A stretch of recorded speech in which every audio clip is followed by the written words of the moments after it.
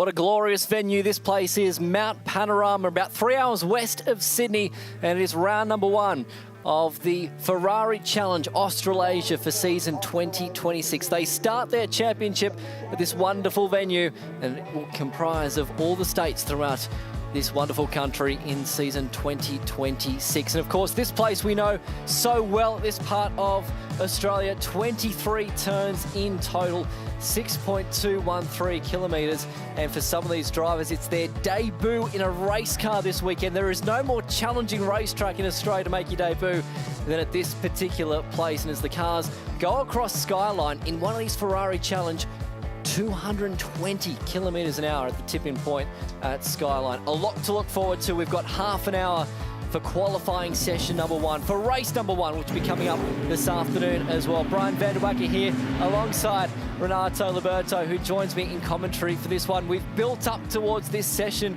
Ren, and we're thoroughly looking forward to it. You reckon there might be within the vicinity of a 2:05 in this half-hour session? I'm not wearing a hat, Brian, but if I was, I'll eat it if there's a 2:05. I think, look, our front runners, Antoine, Enzo from last year, and also now Rick Armstrong, who was quickest in our practice.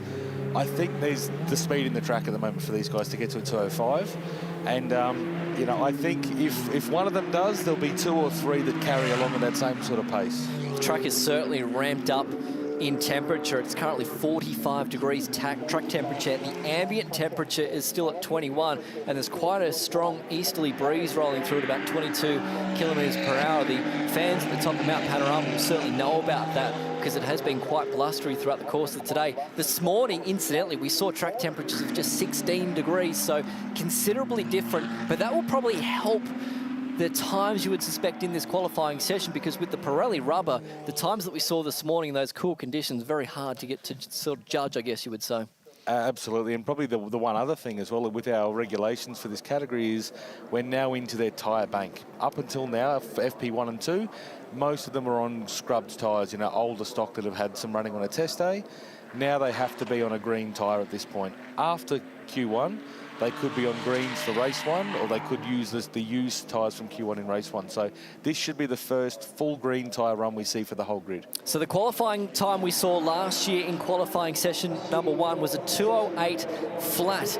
We saw that eclipsed already in practice session number two this morning by Rick Armstrong at a 2:07.7. So already we are considerably quicker than last year. And if you think of a form guide, Antoine Gattani is going to be very tough to beat, you would think. He was dominant throughout season 2025, comes into 2026 with number one on the car. He's got to be the man to beat, you would think, this weekend. Yeah, that's right. And look, his strategy last year was stay out and keep lapping to see if he can go faster in qualifying, whereas Enzo Cheng's strategy was bank a fast lap, put 4 or 5, circuits on the tyres, and then save those tyres for later on. That really helped Enzo throughout the year last year, I think, at the end of his race pace. I think the strategy here for Antoine's going to be doing less laps than last year. However, I think he's trying to get a quick lap done before they start playing with traffic across the lap as well, because the only chance to get a super clean lap here could be in the first 5 minutes of the session. So out of the 8 qualifying sessions last year that Antoine competed in, he got 6 pole positions outright. So he was very strong at this point of a weekend in order to gain that initial track position, and then he would go on to win basically those 6 races as well before Enzo Cheng dominated and got the better of him at the Bend last year. And for Enzo Cheng, steps up now into the main class as well. So that's going to be a real battle that we'll watch out for throughout the course of season 2026, how those two drivers really interact and go for that championship. That's right. I mean, they both had very different approaches last year, and probably the main thing is being in those separate categories. Whilst they were racing outright at times, they would still both get the first place trophy, whereas there is now only one first place trophy available to those two guys. So we'll see just how competitive they become this afternoon. And championship points up for grabs for pole? Yeah, so 15 championship points for pole, but sorry, one point for pole, but 15 for the race. So that 1 point could make all the difference over the course of the year. And is that in each class as well, or outright? In each class, yeah. There's a separate set of points available for each class. We don't have sort of a handicap trophy, as you might say, between the classes. They are always individual, but there is chances for pole position in each class, fastest lap in the races in each class, and in the podium. So the first marker set down by Antoine Gattani, a 2-minute 10.1. You would expect that that time will progressively get quicker as the session goes on. No one really bettering that time, at least within the first couple of sectors anyway. Jim Policina won't be too far away. Likewise, Rick Armstrong now bringing it down into Meguiar's Murray's Corner to complete a lap. Rick was very quick in that earlier practice session, going to the top of the timesheet to go second already, but at 2-minute 14. Again, these drivers just slowly getting these tyres up to working temps and pressures. And you can see there Jim Policina as well, who was on the sort of just off the back end of that top three in practice, sitting in behind Rick. And I think that's a pretty strategic move in terms of just watching him and just seeing if he can find an extra couple of tenths just by towing that slightly quicker car. Rod Wilson, with so much experience, comes across the line. This morning, Rod was position number 4. So far in the early point of this session, he's position number 6, but not really a representative lap time that you would expect. Gattani's going on with it here, so he's just done a 51 to the first timing intimate across the top of Mount Panorama. He now comes down the S's and into Forest Elbow. We'll get an understanding as to what his pace is across the top when he comes across the second timing split here in just a moment. And he does a 35.1 to the second split, so he will improve on this lap time as long as he gets it right, heading down into the chase. And what will be interesting here again is he's got that clean air. He doesn't have anyone else in front or behind of him to sort of distract him at this point, so it really is just about him placing that car. 291 into the chase of the speed marker there as well. A little bit more pace than we saw of him in the early sessions this morning, so it'll be interesting again to see if he's made a wing change or any adjustments, or he's just pushing that little bit harder. The numbers suggest sometimes you can do 300 kilometres per hour in one of these cars when the wind is right, the conditions are right. A little bit of traffic here for Gattani as he comes through Meguiar's Murray's Corner, but he does a new lap record for Ferrari Challenge at Mount Panorama at 2:06, the first man to do it, 2:06.9. Very handsome lap time indeed to set the first marker here in qualifying. That's just, as I mentioned a couple of laps ago, this is that window we're seeing now where all of a sudden he's starting to slot into traffic.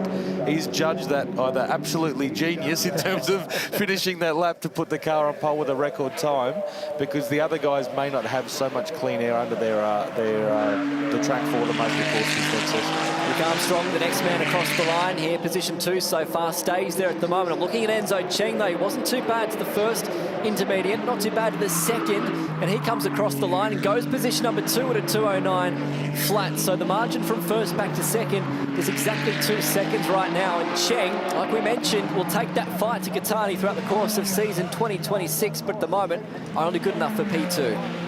And what will be interesting to see is the sectors here for Antoine, whether he sort of really buttons off and tries to save the tyre and comes in now to actually pressure the tyres down to have another crack at it. Fabulous slow-mo shots of Gattani going through the grate here at the top of Mount Panorama. A lot of load on the front end of that car. Great description here of how the S-duct works as well. So the front splitter of that car raised in the middle section of the machine, and that's to prevent, or sorry, I should say, produce the air underneath the car to go up through the bonnet basically and over the top of the car to create that S-duct format. That's right. So a very, very good way of reducing drag while sort of improving downforce. These cars, the 296s, will generate about 870 kilos of downforce at 250 k's an hour. So you're probably looking at 750 to 800 kilos across the top at the sort of average speed they're doing, which really helps the stability there. And as you say, all of those little winglets and everything you can see in the front are there for a reason. It's not, you know, we're not at a car show anymore. This is all about going as fast as possible around this racetrack. It's what these drivers are doing at the moment.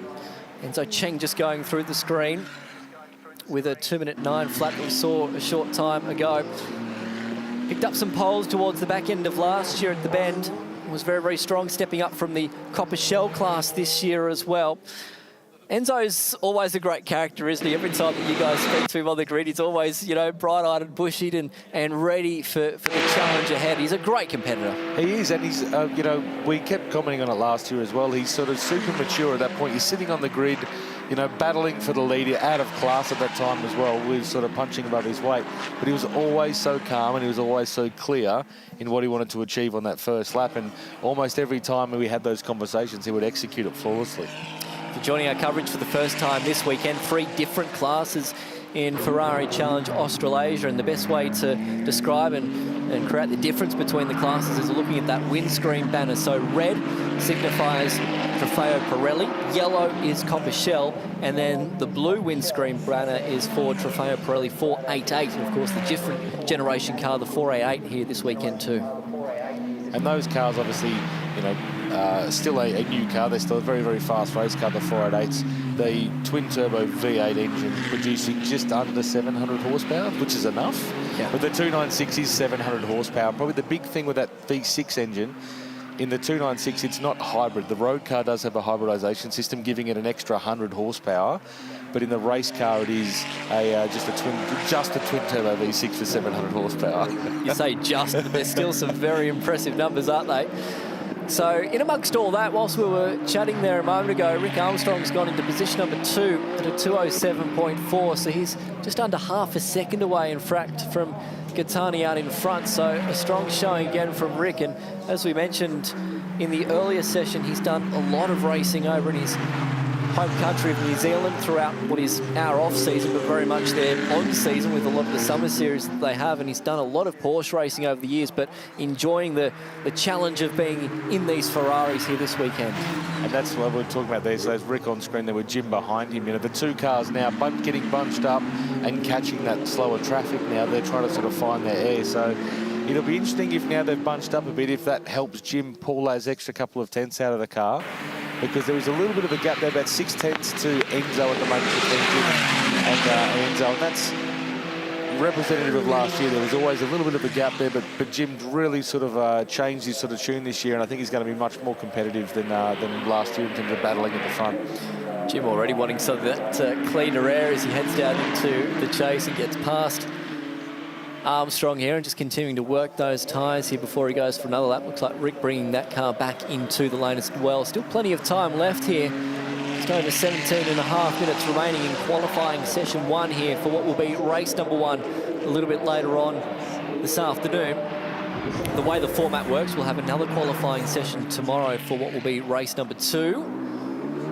Moment there, just going through the cutting. That's Ross Temain, I think, there that might have had that moment in that yellow machine. We see so many cars, you know, in that position, in there, just slightly offline. It's a bit dusty offline there. The car gets a little bit loose. He's done well to kind of gather it up and keep the car square and obviously keep this session green. Pretty easy to do there to unsettle the race car. It's got some nice banking in the turn, but then flattens out once you get out of the cutting, and then typically you've got to have a little lift before the crest of the right-hander for the next turn. Difficult little part of the racetrack to get right, and that's where things like traction control in these cars certainly do help and aid the drivers in situations like that. Rick Armstrong here on screen on the right-hand side, just catching a breath, probably chatting with the team, understanding where he can probably go quicker. Of course, most of these drivers all have coaches as well, and it's not just a fact of telling them where to go quicker and how to go quicker, but they're sort of commentating through the race because they are constantly on the radio letting them know where the improvements are. That's right. I mean, it's one of the great things about this category is having, you know, dedicated coach and engineer for these drivers, and it's as much about teaching them or getting them to extract the performance for a lap time, but then when we go into race mode, they do kind of start to, I guess, help them read the race and understand that racecraft a little bit more. And, you know, I guess it's like the spotter in NASCAR. We've got someone able to watch the TV or watch the timing screens and be able to provide some live feedback to the drivers on how to sort of, I guess, best orchestrate the pass or close the gap on the cars in front of you, like, without hurting the tyres too much. When we speak of pole positions here in the category, it's vitally important to be on that pole because 9 times out of 10 last year, the winner started from pole position. So you can realise the importance here of what these drivers are trying to achieve here in this qualifying session as Enzo Cheng brings the 17 Ferrari back down into the final corner and down the main straight. And he'll probably go for a lap this time by because that last lap wasn't representative for what he can possibly do. It's great to see as well from our Trofeo Pirelli 488 class, Richard Moore there from NZ has put the car into P5 outright. You know, when you get an experienced driver in one of those cars, it really does show the potential of that older chassis. Doesn't quite create as much downforce as what one of the 298 cars does, but still a very impressive machine in itself. and it does have a slightly smaller front and rear tyre. So, you know, you're working with less mechanical grip, and you do need to manage that front tyre a little bit better for the course of a, you know, a 30-minute or a 45-minute race we do at some events as well. So that's obviously something with his experience he'll probably manage quite well with the car, but it's still a very, very quick race car. Adjusting pressures now before going back out for a second run as well. Great shots there as well of the brake discs in these cars. We mentioned before, carbon ceramic, the plus variant. So what that means is it's a different material on the outside of the rotor, and they can get a lot more longevity out of the rotor throughout the course of the season. That's right. Obviously, the carbon ceramics are a very, very light braking package compared to a normal steel brake, so that helps with you know, the rotational mass of the you know, the drivetrain, but also can just deal with those temperatures. You can see the temperature gauge there. I'm trying to get a reading as well. You and I were doing the same thing. And do the little squint then with the glasses. We're talking upwards of 900 degrees surface temperature on that. So, you know, during the day, it's not uncommon, particularly somewhere here like the Chase. Bottom of the Chase, you'll see those front rotors glowing red hot on these cars, which is an awesome spectacle. So Enzo Cheng, purple to the first sector. That means session best. Green to the second sector. That means a personal best. Dips it in almost 300 kilometres an hour in 7th gear. Just probably pinches the left front ever so slightly. Got it turned in at the apex, but only just in the end. It's back down to 110 kilometres per hour at the apex of the Chase, and now we'll bring it down into Meguiar's Murray's corner. Careful not to touch the curb on the left-hand side here. That'll unsettle the race car. Does a good job. The time to beat, a 2:06.9. He does it. He goes just a smidgen quicker by 6/100ths of a second. And that Enzo Cheng, Antoine Gattani battle that we sold you at the start of the session is starting to come to fruition here with still 13 minutes to go. Remember how I spoke about the strategy with Antoine and Enzo? So right now, Antoine's sitting in the pits while Enzo's just done that. That's a bit of a thanks for coming, if you like, when that happens. He's sitting on the track. So it'll be interesting to see if he does try and respond to that, because he does have a lot less miles on his tyres now. So it will be... see Ben Porter there, his coach in pit lane, watching the timing screen on his phone. Ben is coaching both of those drivers. So what's the strategy there when you're coaching? Yeah. And there's 700ths of a second between them. So be interesting to see if he does roll back out. We've got Adnan Sibai there, that beautiful livery car there. He's actually got a designer that is painting a new livery for that car for every round. So across the year, we'll see that evolving. We can talk about that more over the weekend as well, but it's a beautiful car to look at up close. So the way that it stands at the moment, the margin from first to second is the tightest pole margin that we've seen so far in the category. That's if it stays the way it is at the end of the session. So again, it speaks of the competitiveness now of this field 12 months on. But the man that might have a bit of a question to throw at those drivers out in front is this man on screen, Rick Armstrong. He's been quietly going about his work so far this weekend. This is an out lap for him before he'll try and go for a push lap next time by. And we found last year with these Pirelli tyres as well in the cars, somewhere like Bathurst where there is a lot of straight line, you know, in the lap itself, in the distance, you can have a second crack at the tyre and still get quite a bit of performance in a quality scenario. So like most have done, come in, repressure the tyre, let it sort of slightly cool, you know, work yourself up on an out lap and then have a really good crack. So this could be his one last go here at knocking those two off the front row. And with those track temperatures now around about 45 degrees as well, that'll continue to escalate. And trouble here, though, that's going to hurt the performance for Rick Armstrong on this lap, because there's a localised yellow at the moment. And if that car's not going to move, it'll be a red as well. So that is in a precarious position just on the exit of the cutting. And that's Michael Walker. That's actually one of his teammates from the Zagami Autosport Group. So a bit of understeer on the cutting there, just in that dirty line, and push the car wide into the wall there. He can, I'd say he'd probably be able to move it offline, but I don't think he'll make his way back to the pits at this stage. So that might end, we've just gone red. There you go. Yep. Gone red with 10 minutes remaining. So it depends on the quickness of trying to get this car off the racetrack as to whether or not we can get some laps in at the back end, just as Armstrong was going for that lap there, of course. And there he goes through the shot there and behind the car that has stopped there on the racetrack. So it's Cheng from Gattani, 1 and 2, 6/100ths of a second from first back to second. Armstrong in third, Policina in fourth, and Moore. Not a bad effort there in position number 5. That's Costa there, his mechanic, so signaling the number one, number one. But Antoine, there's just a small margin there. I think with the suit and helmet coming off now, I think they're going to. He's assuming the session's going red till the end. Yep. And it's probably a good good sort of, he's got 2 laps less on his tyres, so if he takes those tyres through the race 1, he's probably got a slight advantage there on the tyre sort of mileage towards the end of the race. Which could play a big point and a big part of the final part of the race coming up a little bit later on today. And of course, that will come your way at 5 minutes to 4 today. They're going to be over the distance of 30 minutes here at Mount Panorama. So the time continues to count down. We've got about 9 minutes and 20 remaining. The session has stopped.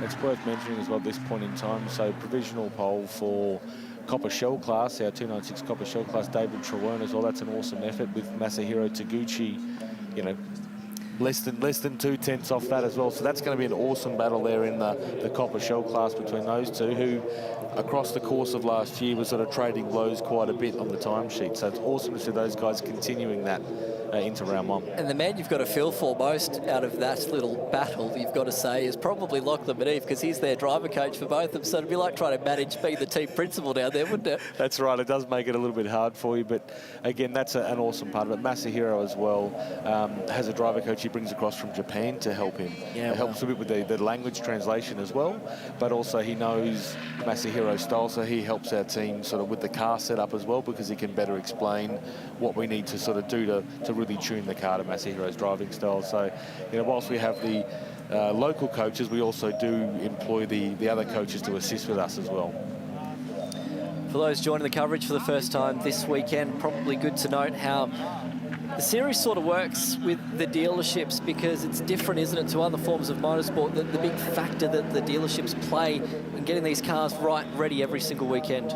Yeah, and our dealers, I mean, put a huge effort. You know, their weekdays are servicing and maintaining these beautiful road cars, but then on weekends they become a race team. And when I was giving you a tour around yesterday, I said there's a couple of you know, master technicians from Ferrari here that are you know, midweek they're working on F40s and Enzos and F50s and those sort of cool cars, but then on the weekend they come and race for these cars, which is just awesome. Great shots of Enzo Cheng going across the top and into the grate once again here at Mount Panorama. Typically a place that hasn't been tough on tyre wear, but certainly tyre load, and that's where a lot of that load is generated on the right front there going across the top of Mount Panorama. You can just see a little bit of the deflation there with the rim parting company ever so much with the sidewall of the Pirelli rubber.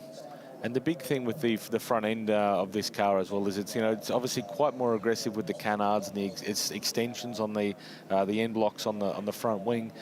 But the rear wing is obviously a critical part of balancing out what the front end's doing. So when we set the cars up, we tend to set the alignment, the ride height up, and then we will tweak the car with the rear wing as a tuning aid at the end.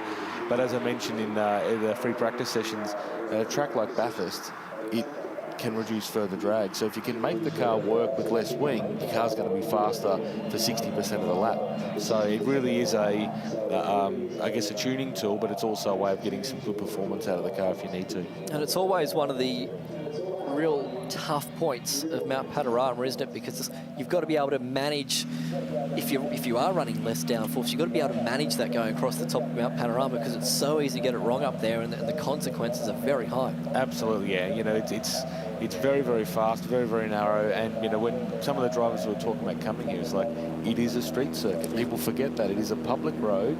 It doesn't have hundreds of meters of runoff area like some of the, you know, the bigger circuits like a Phillip Island or the Bend may have. So it really is a you know, high risk, high reward circuit in that point. And you know, these cars are very, very fast, but we experienced last year with one of our drivers as well, because of the high downforce sort of component of it. If you're following very close behind someone at somewhere like McPhillamy, it can disturb the front splitter, so you can lose a lot of that downforce if you're too close to the car. So again, there's a bit of strategy around where you position your car in clean air to sort of maintain the gap or go for a position.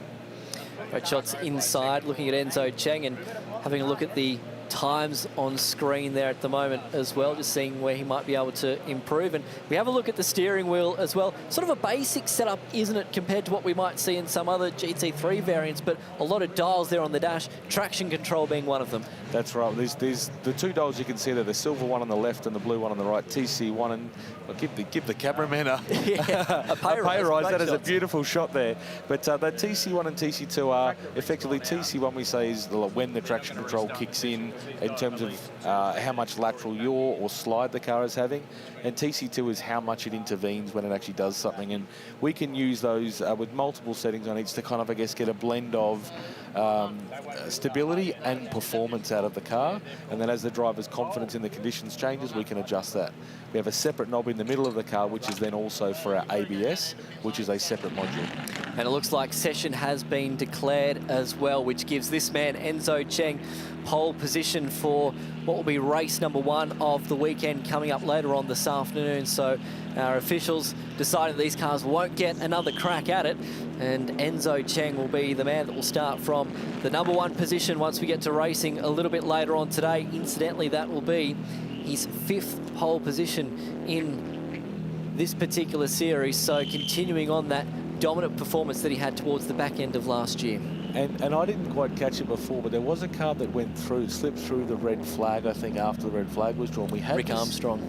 So we had this issue in FP2 with Emil Norden. He was issued with a rear of grid for race 1. So our P3 here, Rick Armstrong, may actually be pushed to rear of grid for this race if that same penalty is applied for that same discrepancy. That's a very interesting pickup, and one that you'll follow closely once we get to race number 1 this afternoon. So there we have it, Enzo Cheng, pole position at 2:06.9, a very handsome lap time in the end. Gattani will start alongside him on the front row. Question mark around Armstrong. He finishes the session in position number 3, but where he'll grid up later on, we're yet to find out. Polacina and more, the top 5. There we have it. Qualifying for race number 1, Ferrari Challenge here at Mount Panorama, done and dusted. Coming up next, though, we'll have practice session number 3 for the Meguiar's Bathurst 12 hour. Hope you're enjoying it right here at Mount Panorama.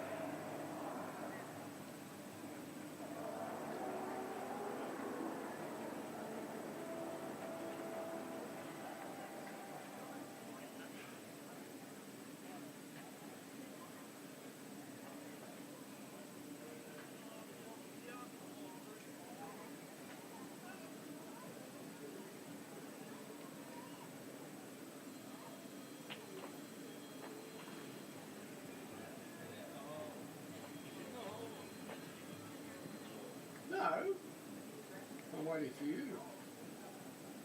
I'm willing to pay. No, I'm willing to pay.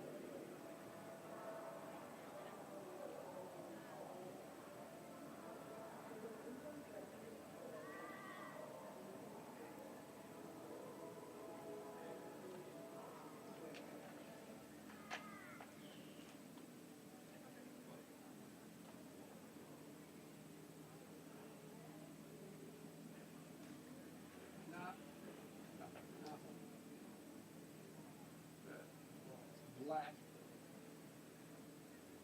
hands.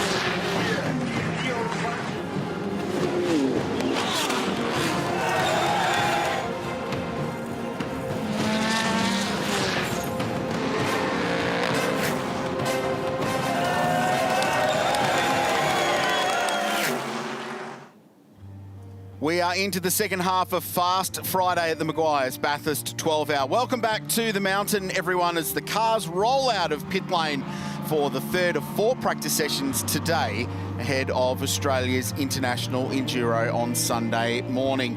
It's been a compelling day of action so far. 2 sessions running all the way through in both of them. This morning, BMW were quickest, the defending winners from Team WRT, with Kelvin van der Linde and Charles Viet set the quickest time of the day so far at a 2-minute 03.86. They were just a smidgen quicker than Scott Taylor Motorsports' Mercedes AMG. In practice number 2, just before lunch, it was Ram Motorsport and GW Australia quickest with their Mercedes AMG GT3. Brett Hobson and Garth Walden shared the driving duties there. BMW were quick again, though, in the bronze-only session, with the Team KRC M4 GT3 rounding out the top 2. So it's been an interesting start to the day, as I'm joined in commentary by Garth, Tander and John Hindhaugh. We'll have our team in pit lane to cover all the action as well. But this is the location, one of the great racetracks in the world, 6.213 Ks, 23 corners, and more than 170 metres of elevation change. We'll refer to some of the famous names around this place as well. The cutting has Ford branding on it this weekend for the first time. It looks spectacular. Toyota Gazoo Racing dipper down the hill to the BMW M elbow, and that famous long run down Conrod Straight into the fastest corner in Australian motorsport, into the chase, and then down the bottom of the hill to complete 23 turns at 6.2 Ks. And on Sunday, there's a very good chance they could do it more than 300 times. John Hindhaugh, Garth Tander, good afternoon. Just on 22 degrees now in Bathurst, so 8 degrees warmer than it was in practice 1 this morning.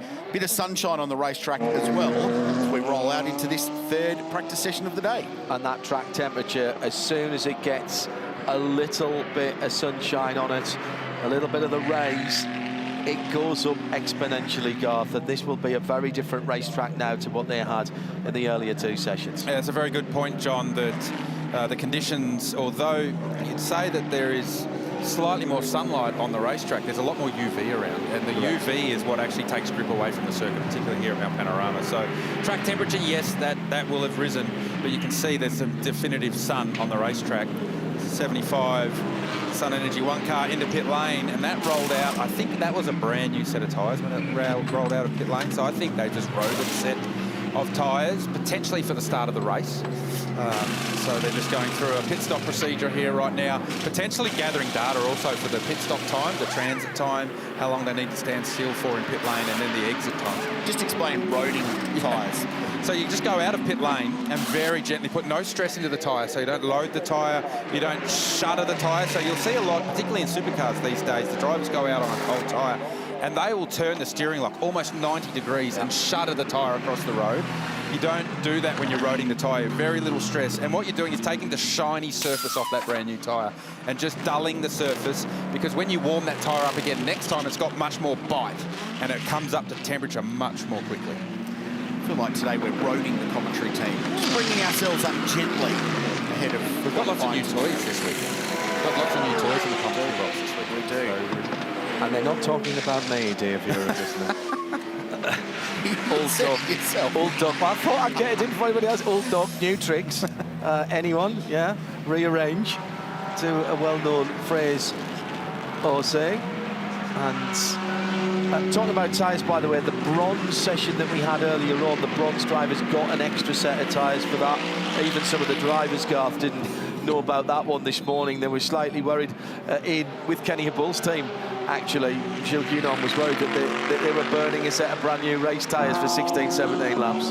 Yeah, so the bronze sessions, there's 2 40-minute bronze sessions for the bronze amateur drivers, and they get an extra set of tyres, so they're not at a disadvantage for their race tyre allocation. So yeah, Gilles Guinon was worried that Kenny was out there burning up tyres, doing extra laps on the tyres they'd need to use in the race. But it's okay, that's just an extra set that's afforded to the bronze team. There's a couple of things going on today which I find very interesting. One, people are understanding their cars. I went and caught up with Brad Schumacher, the Bathurstian. This is absolutely home for him. He got 16 laps in practice 2 earlier this morning, which he loved. He said it was nice to get in a rhythm, get some laps in a row. but they are battling that car. He said it's understeering on the way in and it's oversteering on the way out. So they're making quite a few big changes to that car. Understeers when it doesn't turn, oversteers when it turns too much and the rear tries to overtake the front on the exit of the corner. So they're working quite hard on that car. The other element that's going on right now is that everyone is very much keeping their powder dry. No one in this pit lane, irrespective of class or mark or team, wants to show what they've got from an outright lap speed. And this is a hairy moment down through the S's towards the Dipper as the Quinn car is being gobbled up by the Penrite Racing Mercedes AMG. This is a bit of a dress rehearsal for Sunday. This will be a story of the race, as it always is here at Mount Panorama. So everyone keeping their powder dry at the moment. No one has showed what they've got. But at the same time, they're trying to understand their car, work out where they're struggling and tune them up to get them good, so that over 12 hours on Sunday, you can actually live with it rather than the thing trying to put you in the fence every other lap. It's fair to say that no one's really tried all that hard, that's to your point. So that's where the factory drivers actually have a bit of an advantage over the drivers that don't drive these cars all the time, because they know exactly how the car should feel in certain conditions. So they can almost forecast, right, when we actually do start pushing, the car's going to feel like this, therefore I'm going to need X, Y, Z in the setup of the race car. Whereas when you're driving the car at 80% right now in practice, when you're not living in these cars full time, you don't know what you're going to need when it is time to go in qualifying. So that's the advantage of being a factory driver, being in these cars week in, week out. Good to see the red and white Silver Cup entered SRO Motorsports McLaren on the lane. We did not see that in the first session this morning. The only one of the 35 cars that didn't turn meaningful lap time. There is always one challenging story at any Bathurst event, and that has been the story of the event so far. So if you've only just joined it, Valente Rosso, that is a brand new car to them. They had a shakedown at Queensland Raceway, which, as Garth touched on in practice 2, is exactly nothing like Mount Panorama, except that it's a racetrack. So they shook the car down there. It is a new car to that team. They've had a whole lot of gremlins with it in the first practice session, including a gearbox fault where they ran the car up yesterday and it went into gear fine. Today would not engage gear. So they've been through the car. They had some fueling issues as well with it. So they feel confident now. They're going to go out and do an install lap to make sure that it's all good. And then they're going to try and get some laps with Ryland Gray and Bailey Hall in this session to at least get some laps under the board under that brand new McLaren to Valente Rosso. Hopefully they can get a couple of successful sessions under their belt, at least get some knowledge and some data before they roll into the 2 practice sessions tomorrow. Chaz Mostert aboard the 222 Scott Taylor Motorsport AMG Mercedes. A different car again for Chaz. He's done plenty of driving in AMG Mercedes, but not here in Australia. He's been driving with Kenny Hindhaugh. I think he did the Indy 8-hour race last year and some driving at Daytona as well. So knows the car, but first time here at Mount Panorama in a Merc. Currently second fastest in the first sector on this lap. He had to get past one of the Ferraris down Conrod, which would give him a nice tow and a bit more top speed as he's made his way down to the chase. And again, if you haven't been following the storylines, a relatively late entry for Chaz in that car, called up to the squad. Oh, yes and no. It was part of their plan when they announced this in September last year. The program was announced that Scotty was going to have another run. He was the first entry into the race, which shows his level of commitment and passion to try and win this thing. He's desperate to win it in an Aussie team with Aussie drivers and beat the Europeans at their own game. They're raising money for the Prostate Cancer Foundation of Australia. I was speaking to Lara, who's behind that charity effort yesterday, and they'd already raised 50 grand and they hadn't really started yet. Yeah, so, which has been an amazing performance from them. What did they make last year? 100 grand? So we're going to beat that. 110 last year, so 110. They're aiming for 150. However, it was pitched to me yesterday that a good idea would be for them to aim for the car number. Go for 220,000. If they got 50 grand before we really fired a shot, surely this weekend, then we're a chance. So. And just remember, whilst that it's about raising money, it's about raising awareness as well for prostate cancer. And as we were talking about the other day, and certainly all of that team would tell us, us blokes aren't very good at health matters. And let's be honest, we tend to think, they'll be all right, we get third. She'll be right. She'll be right. But it won't be right. And it is not an invasive procedure anymore. You can get it done with a PSA blood test. if you have to hassle your general practitioner in your doc, then make sure you do, and get yourself a PSA blood test, and make sure you know exactly where you are when it comes to your health, and drop a few dollars in as well for that really good cause. Raffaele Marcello has gone quickest at a 2:04.2, so first proper representative lap time. Here's Ricardo Fella, the Earl Bamber Motorsport Porsche, and if the livery looks familiar, it's because it is.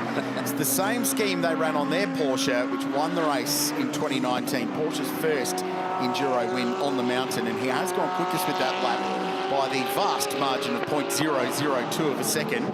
So a good lap by young Ricky, who first came here as an Audi factory driver in 2022. First race back after a little pause, and has been here every year since, and has been very, very fast. So he's a driver with plenty of miles now. Marcello back to second in the 46 BMW, Mostert third. And while that was going on, Chris Haase went to fourth place in the Pro Class NPC Audi, currently 55, and has immediately bailed into pit lane. Top 4 cars covered by 1/10 of a second. Well, guys, while we've got an opportunity here, I wanted to continue on talking to every different manufacturer running in this race. And why not come down to the McLaren garage, because things are exciting down here. Hello, Martin Kirchhoffer. I've just surprised him. Welcome back to the mountain. Since the last time you've raced here, you've won a Rolex Daytona, but this race is still one that you won. Why is the victory at Bathurst so special? I mean, it's always so nice to come here. It's one of the best tracks in the world, I think. So the last time I've been here was back in 2020. Unfortunately, we didn't really get far that year, but we finished second the year before. We got quite close, obviously, with Jake and Matt sharing the car back then, the Aston Martin. So yeah, hopefully we can have a good year this year, and we'll try our best to be up in front. When you get to do laps around the mountain, does it feel familiar, like you haven't been away for so long? Well, the first few laps were actually quite a bit tricky because, yeah, we are quite spoiled in Europe with the tire warmers, which we don't have over here. So it takes a lap or two to actually really get them in the window. But no, after a couple of laps, it just felt like, yeah, I've been away maybe for like a couple of weeks, but not like 6 years. When the weather is so overcast too, it's harder to get even more heat because it's not Australia in the summer like we expected. Yeah, it's been definitely very different compared to the last time we were here. But right now, I think no one will complain about having a bit of a cooler temperature. But I think for the weekend, it might look different. So we'll see. Good luck, Marvin. Thank you so much. Nella, that one was just for you. I think there's something happening up on the mountain. You're spot on, Shea. It's the high-class Porsche that's involved at least. Whoa. Possibly into the car. Oh no, it's a big spin from the high-class Porsche, the red and white car. Has that hit anything right at the top of the mountain, Garth? I know what they're going to do as soon as they get this car back to pit lane and know that it's okay, is go straight to the newsagents and buy a lotto ticket, because you do not spin at the Exeter Reed Park often and get away with it. So you can see there, he has got to win. Rotates it, gets away with it, spins right in the middle of the track. The Scott Taylor Motorsport Mercedes, Chaz Moster, Thomas Randall's aboard that thing right now, so he's probably on an outlap and watching him Porsche spin at the blind part of the racetrack. Why am I seeing the side of a 911 in front of me? Oh, now the back, now the front again. I think the drivers just stopped here to gather their breaths. Like, did I just get away with that? Because without hitting it. Okay, I'm still alive, and let's drive back to pit lane. But what it will have done is it will have wrecked that set of tyres, absolutely. So that's one set of tyres down for the high-class team. That's Anders Fjordbak behind the wheel, making his Bathurst debut. Driver from Denmark, silver-ranked driver alongside Dorian Boccolacci and Keron Lee, who was quite quick in that car in the bronze session earlier on today. Another first-time squad coming to this part of the world. Excited to see Boccolacci in that car over a lap. He is probably done, so it's going to be very, very fast.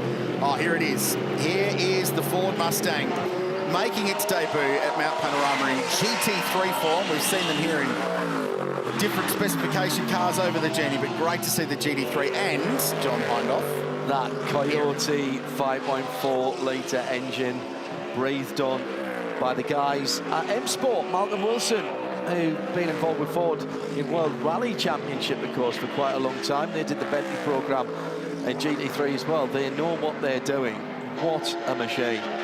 Just the one car this year, but this represents something much bigger, I feel, as Ford have really found their feet again with their motorsport in the last couple of 3 seasons. If you're here on the mountain at the moment, listening on the FM or around the circuit, there is a Ford Racing Pavilion just off to drivers left coming to the end of Conrad and down through the chase. If you're here today and you want to wander up there and you're a Ford owner, you've got your keys, then you can go in there and take a little look from there. Ford are back.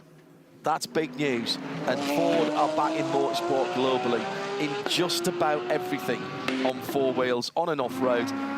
The only thing they can expand into next is World Superbikes or MotoGP.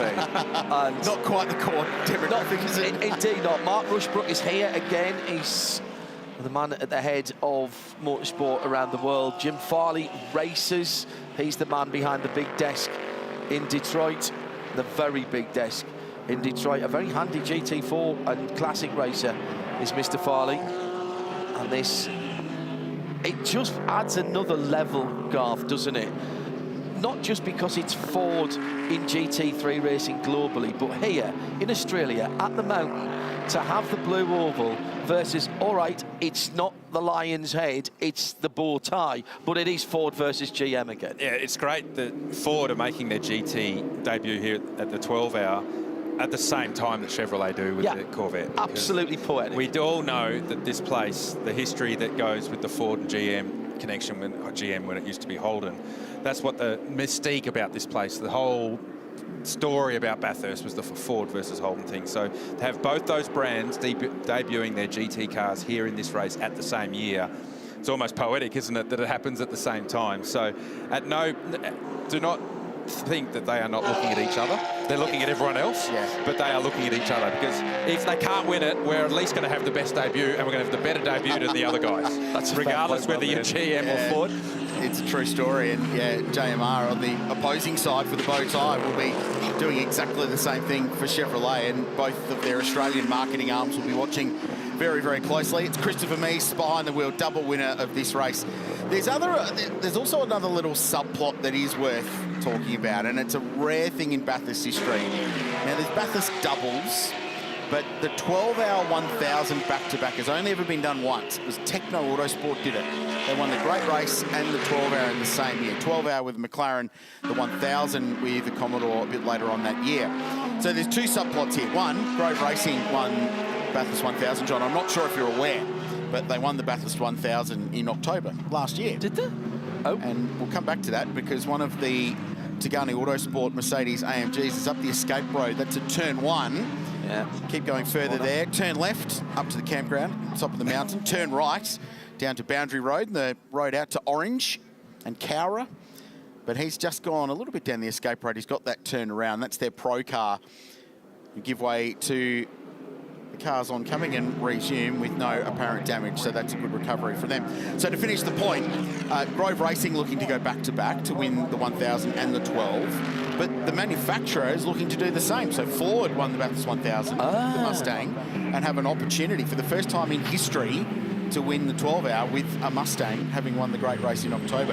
All these little subplots that weave throughout this race, that's just another one to follow on Sunday. So when Techno did it, though, they did 12-hour 1,000. 12-hour first, start of the year, 1,000. So this would would be controversially at the end of 2016. Indeed so. He was involved in that. He was involved in that as well, absolutely, a GT, and Mr. Six, as we're calling him now. So that would be Great Race first, the 1,000 first, and then the 12. So not in the same calendar year, but still 2 races back-to-back on the mountain. So yeah, okay, I get that. That's another nice little subplot. It'd be a huge accomplishment for Grove Racing, which is the team that's come on in leaps and bounds over the last couple of years. Brenton Grove was telling me yesterday there's 2 degrees of separation everywhere in that team, with engineers that have been here and have linked up, and you've been in there, and Will Davison's there and reunited with old people. It's a really cool vibe. And Kai Allen, who we touched on earlier in the practice session, has been doing a really nice job behind the wheel. So Lauren Heinrich has gone quickest now in the number 61 car. The Porsche goes to the top of the timesheets for the first time today, just in front of the number 46 BMW. It's 0.08 of a second. The 222 is still third. It's the time that Chaz Mostert did with a 204.2. Actually, I tell a lie, Thomas Randall's just done that lap time, 204.24. He's 9/100ths away from the quickest time. So no one's going quicker, but it's all condensing up. Now there's 13 cars covered by 1 second. So the El Bamba Motorsport 61 crew Lauren Heinrich at the top. So that's 2 drivers in that car that have topped the session. So as a driving unit, that fills you with confidence that you've got 2 of your 3, and we haven't seen the 3rd driver yet, but you've got 2 of the 3 that are capable of topping the time session at any given time. So the car's clearly very fast, but the drivers are very comfortable in it as well. So generally speaking, Garth, if you were sort of advising the team here, would you give one driver the full 40 minutes? No, not today. Not today, because today you're still finding your base setup. I was curious to hear that even at the Audi team that they were really chasing the racetrack and chasing the setup of the car, because the track is going to change significantly over the course of today and tomorrow. So really, all you're doing today is rolling through your driving roster, just making sure you're rotating your drivers over. Everyone's getting enough laps so that when they go to sleep tonight, and they put their head on their pillow and they run through their head how they're going to drive their lap tomorrow, they've got enough data in the brain to go through what they need to improve and what they need to work on. And you don't want a driver going to bed tonight thinking, oh, we've only got 1 more day left before qualifying, I need to get some laps in, and they're starting to stress. Yeah. So it's less about the car today and more about the drivers, and you're gathering information and gathering data. So even the Ford at the moment, Chris Mills, I can't even see where he is on the timing screen, but he's not in the top 15. But they're just gathering information, gathering data, and I would imagine that car's going to be a whole lot stronger tomorrow. They're just making sure all the drivers get a drive of the car, understand what the car behaviour is so they can contribute to the solution overnight. 19th at the moment, Tommy, that car, and Brock Feeney's now behind. There you go. Just absolutely underlying what the great man has said alongside us. And I always think I am so used to going to big races where I'm sitting in the booth doing an hour and a half of free practice, an hour and a half of free practice, an hour of free practice, and here today there's 4 40-minute sessions. Yeah. There's not there really isn't a lot of time here to go through a quote-unquote program. If you're not rolling off the truck somewhere close, then you really haven't got a lot of time to gather that information to be able to make. You're not going to make swinging changes to the car setup, are you? No. Well, you might make reasonable sized changes to the setup today to sort of make sure that you are in the close enough window so that you can fine-tune tomorrow. Right. But you don't have a lot of time, John, so your point, not a lot of sessions and not a lot of time. So the Pro and the Pro-Am teams, they get 80 minutes today, and they've got to share that across 4 drivers. So a 2+ minute lap, so 80 minutes. So you're not even going to get, last session I think we saw cars doing 17 laps. Yeah. So as a driver, you're lucky to get 15, 16 laps today. That's it. That's your total. Good point. Going into tomorrow, the sessions are a little bit longer tomorrow. You only got 2 of them tomorrow for the whole grid, and then you're into qualifying, and only 1 driver's going to qualify the car, but especially at the top end of town. You're only sticking your 1 gun in, tighten the belts up, keep throwing tyres at it, and that's their job.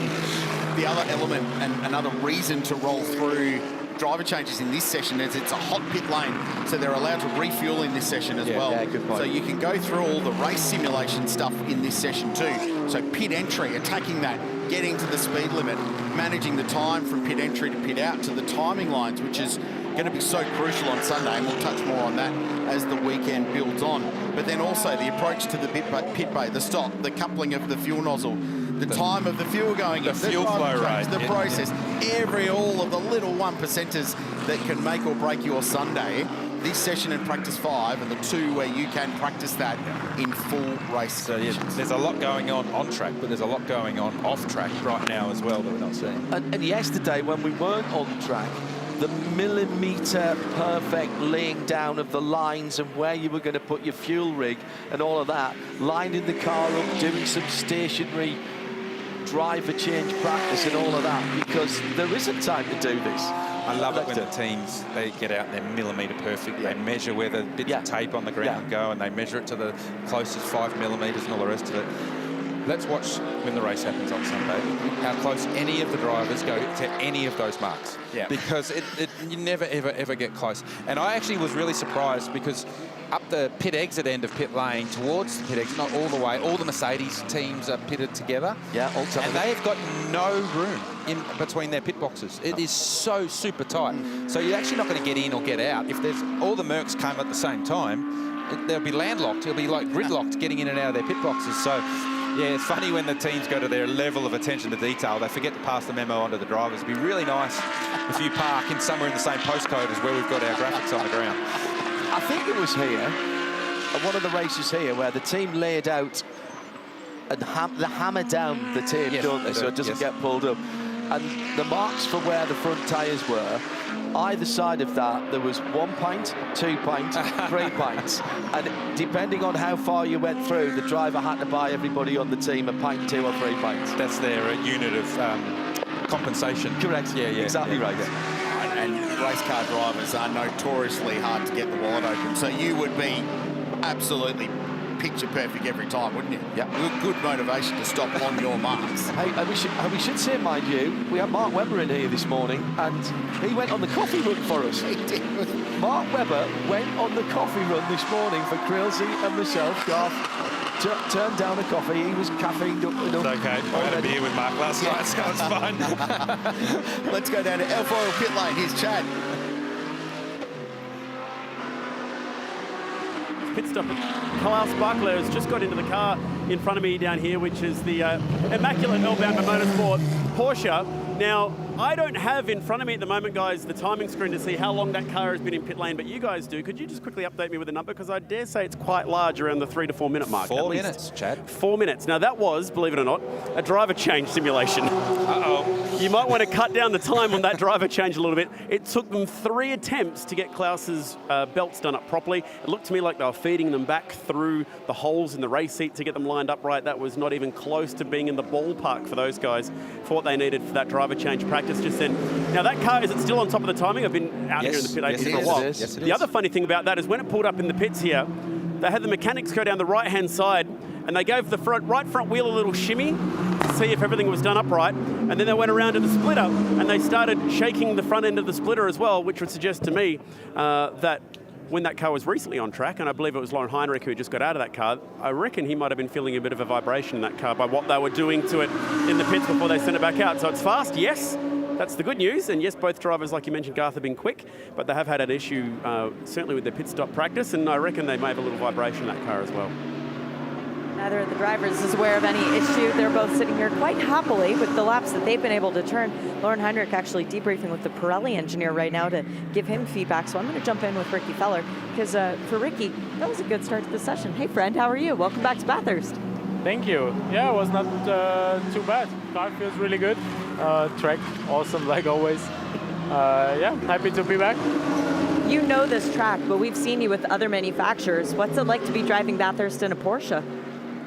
It's pretty sick. Car feels really good over the top. The high-speed part. Yeah, really looking forward to the first race with the Porsche. And for Lauren, I mean, this is a big race for you, of course. Congratulations on the Rolex winner. Have you been wearing the watch? Not yet, actually. Didn't get the chance yet, but I will thoroughly enjoy once I get back for sure.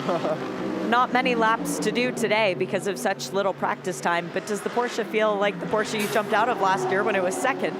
I mean, the Porsche I jumped out of last year was a strong benchmark, that's for sure, but we're getting there. It's still early days in the weekend. For sure, arriving here, you know, we are actually, this is the last race for the non-Evo car for us, so the teams, all of them, they have quite some experience already, so it's good now. Even if it's early days, we already have a decent car balance, but yeah, I mean, I would say it's more about getting the drivers comfortable now, because on this track it's all about confidence. Well, good luck to both of you, and it's already a fan favorite livery. Let's see if we can put it on the top step. Thank you. Thanks to Shane and Chad down in a very busy pit lane. So Klaus Bachelor behind the wheel of the Melbourne Motorsport Porsche. Interestingly enough, I mentioned Lauren Heinrich was in the car before the Austrian jumped in a middle sector, as Will Brown, by the way, goes quickest and first into the threes in this session at a 2:03.8. Lauren did a middle sector, which was every bit good enough for a pole position lap at this place. Would have put him in the low ones and then pitted. Yeah. So we talked about keeping the powder dry. That's exactly what they're doing. The long pit stop will be an interesting one to get to the bottom of, but these pit stop simulations going on now, bleeding the tyres at Gaia Valmont Racing, and then as part of the Tagani team, we find the brothers Conduras from Canberra in the Superbarn Supermarkets entry going through their work, and they've got some good drivers to tap into that car as well. In the 47 car, Zach Bates was behind the wheel making his GT3 debut.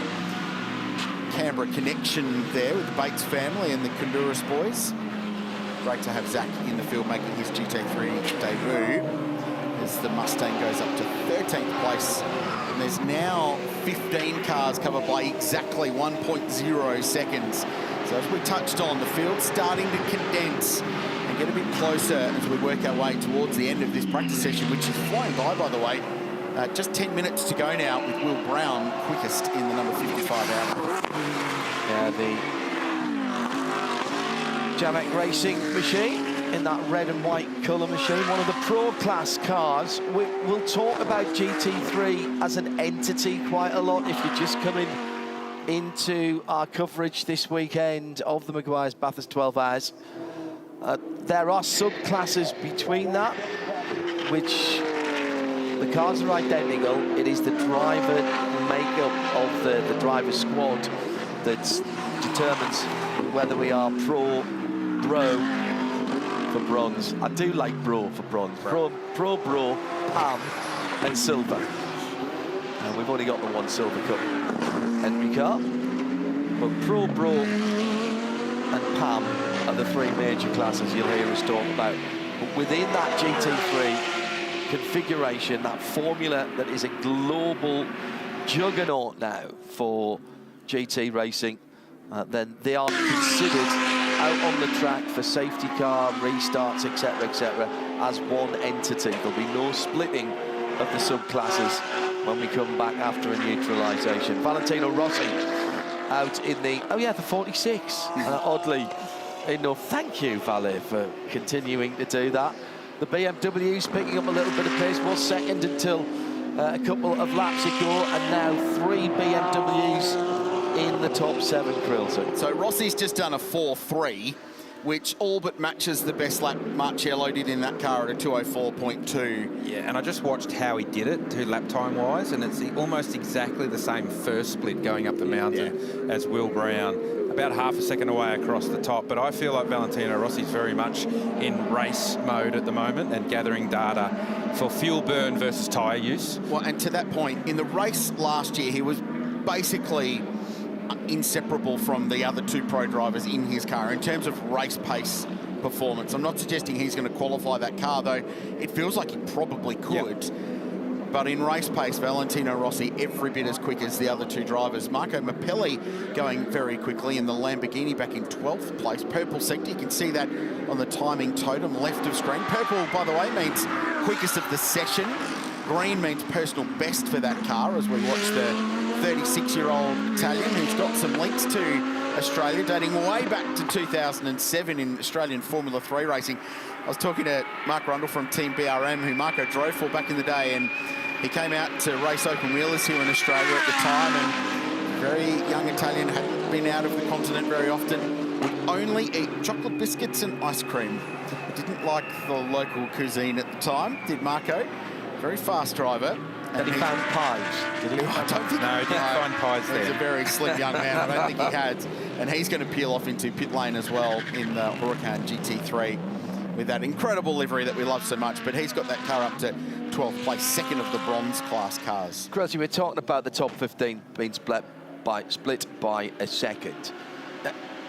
Putting that into context, we talk, don't we, in all kinds of high-level sport about, and blithely talk, whether it's stick and ball sports, motorsport, whatever, about the 1%ers, right?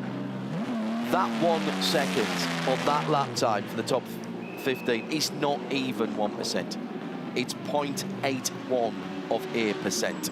So that is what we're talking about. When we're talking about small differences, slight mistakes, genius calls, Garth, drivers just ringing that last 1%. That's the difference between 1st and 15th right now. And it's also like a mark to the team and the teams and the drivers and the manufacturers. It's 23 corners here at Mount Panorama, so that's less than half a tenth of it's like 500ths per corner that you would either gain or lose if you were staying within that 1 second for the top 15 cars. Front engine car, rear engine car, mid engine car, left-hand drive, Australian drivers, European drivers, Australian teams, European teams. 22 nationalities. So you throw all that in the mix and you say, we're going to come up with a formula that says that all that's going to be covered by the top 15 cars by less than a second. It's pretty incredible when you think about that.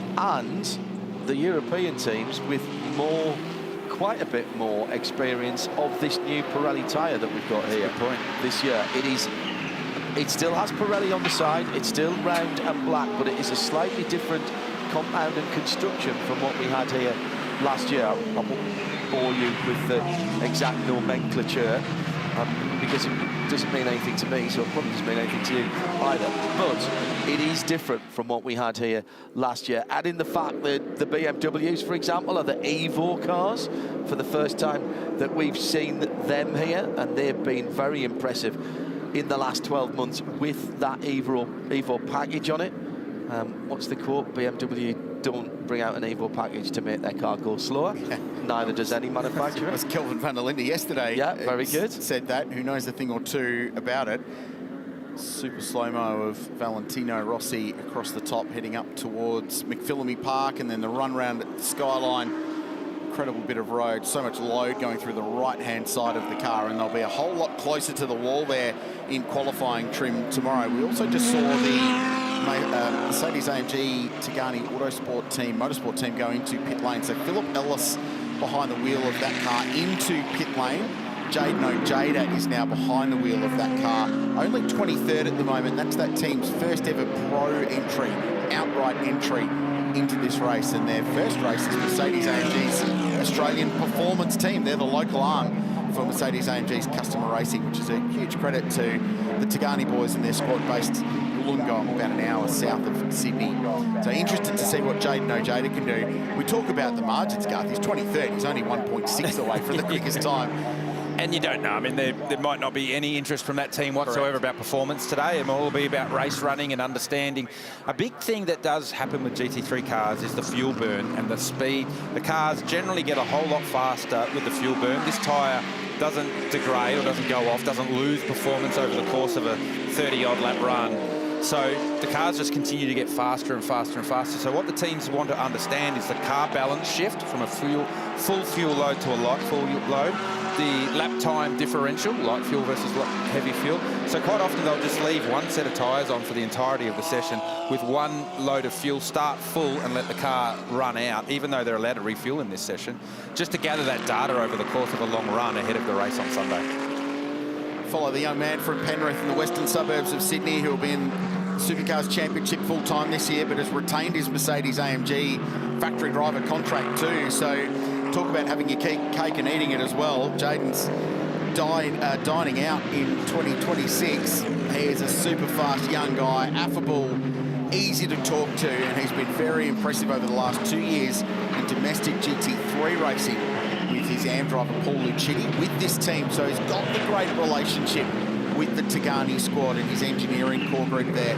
So he understands what it takes to make these cars go quickly. Looking forward to this combination, and I think they'll insert themselves among the international teams that have come here with the Mercedes-AMG and be just as competitive on Sunday.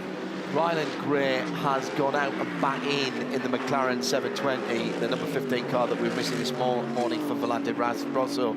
It's just going out again there now to turn another lap. We wish them well. Hey, just thinking about Rossi there, and you know, his amazing career in motorcycling, and yet in the early 2000s, as his car's been pushed back into the garage itself, in the early 2000s, and I just had to go and check the dates of this, in the early 2000s he was 0.7 of a second off Michael Schumacher in a bona fide Ferrari F1 group test. So that was like 2001, 2002, something like that, maybe a little bit later. Imagine if he'd swapped over in those days. Yeah, well. And what there was a lot of chat about it then. Yeah. There was a lot of chat, maybe not F1, but starting a career in cars because of that test. Correct. Yeah, back then. But he was at the height of his powers of recycling. There's no way he would have swapped back then, but yeah. Imagine clearly he's good now. Imagine what he would have been like with another 15, 20 years experience under his belt. It's innate feel. I mean, I feel like the bike guys, MotoGP guys, any of the bike guys, they have such feel because their contact patch, the tyre contact patch on the ground is so small in comparison to a car that you have to have that great feel. And you think about it, if they're prepared to throw themselves off a MotoGP bike at 350k an hour, whatever it is, if you strap them into a car with a whole heap of roll cage around you, it's a pretty safe place to be. So you're more than happy to take a few risks when you're in a race car. I think it was James Wickham did some Ford driving in one of the VIP programs around the British Touring Car Championship a few years ago, a lot of years ago now, in the late 90s. And I had a skid out in one of those as well. And he said the most difficult thing for him was just learning to turn in later because you had more contact patch. As soon as he got that, and as soon as that clicked, that was it. He was on the pace immediately.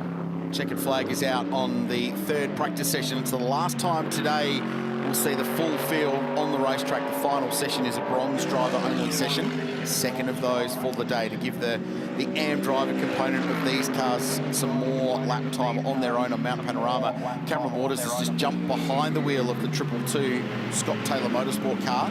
Fourth on the leaderboard at the moment.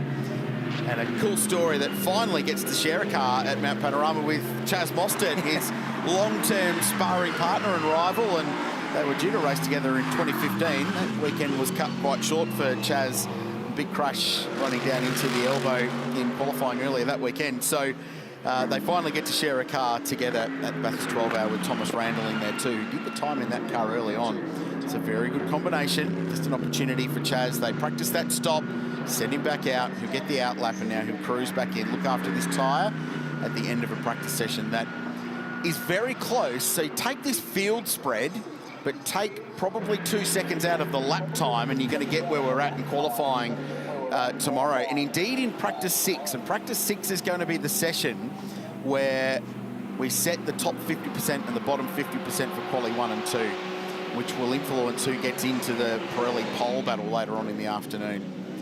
So practice 6 is always a bit of a mini shootout at lunchtime here at Bathurst on a Saturday, which is always good fun. Have that for you live, of course. Maxime Martin in the Group M car, which will be pleasing for that team right at the very end. 17th and final lap of the session for that car, has done a 2-minute 4.16 and gone third. So after a challenging opening session, the Group M Racing GMR is looking pretty strong. Shay? Well, down here in the Ferrari garage, made it all the way down, Jackson Evans, I want to talk to you about happy things. I know the session didn't exactly go according to plan, but you are in a Ferrari with 2 factory drivers, winners of Daytona, races like Le Mans, and you're the one that they're having to turn to for expertise. Is this a childhood dream? Yeah, look, it's obviously a pleasure to be joining both Daniel and Davide. So, it's a credit to the team for facilitating this and putting 2 cars on the grid, but one in pro class and one that I'm lucky enough to drive this weekend. And this garage has good history for Ferrari too. I mean, the last time they were garaged in the first one, they went on to win the race. So are you superstitious like that, like all the people in Maranello? I try not to be, but it obviously means well. And, we're looking at just ticking it over, getting to Sunday, and obviously that last hour where it's most important. When it's a team that you're familiar with, how much does that help coming back to the mountain? It helps a lot, It's some good continuity for me, and obviously I was here last year in the Pro-Am car, but, to have Daniel back and the continuity for him is also really strong. It's not an easy track to pick up in the limited testing that we get, but, he adapts quite quickly as the others do, but, it's exciting. What do you guys need for the Ferrari to be up there with all the other cars, or do we just not know yet because the track's still rubbering in? I would say we don't know yet. I mean, I think some fuel economy would be nice, but we're just chipping away at it and trying to get through our test plan, and we'll see how we're going come Sunday. Good luck, mate. Cheers, thank you. And one note for you guys, it was not Maxime Martin in the end of that session. He was standing in the garage talking to me just before. 26th for that Ferrari, not where they wanted to be in terms of Thank you, guys. Probably not their real speed either, John. Do you think? I think. We saw this from Ferrari. You're such a... Well, we saw it from Ferrari last year. They wrote the script last year as well. We talked about keeping powder dry. They haven't even got it out of the box yet. They got it out of the shopping bag yet. So, I would imagine that the Ferrari won't be 26th tomorrow in practice.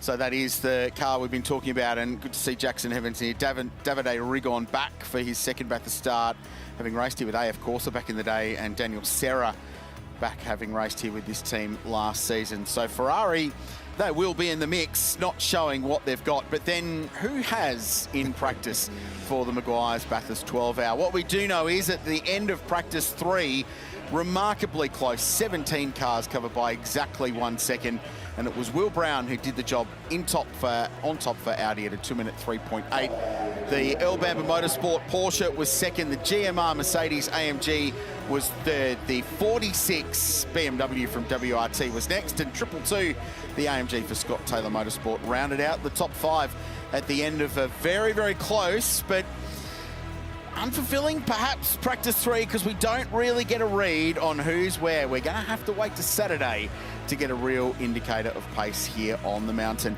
It's Bathurst 12 Hour, whether you're here at the circuit, whether you're watching or listening on our live streams. We hope you're enjoying it. Practice 4 coming your way a little bit later on this afternoon. We hope you can join us then at 20 to 5 local time here in New South Wales. A break, more racing from the supports coming your way here, the Meguiar's Bathurst 12 Hour.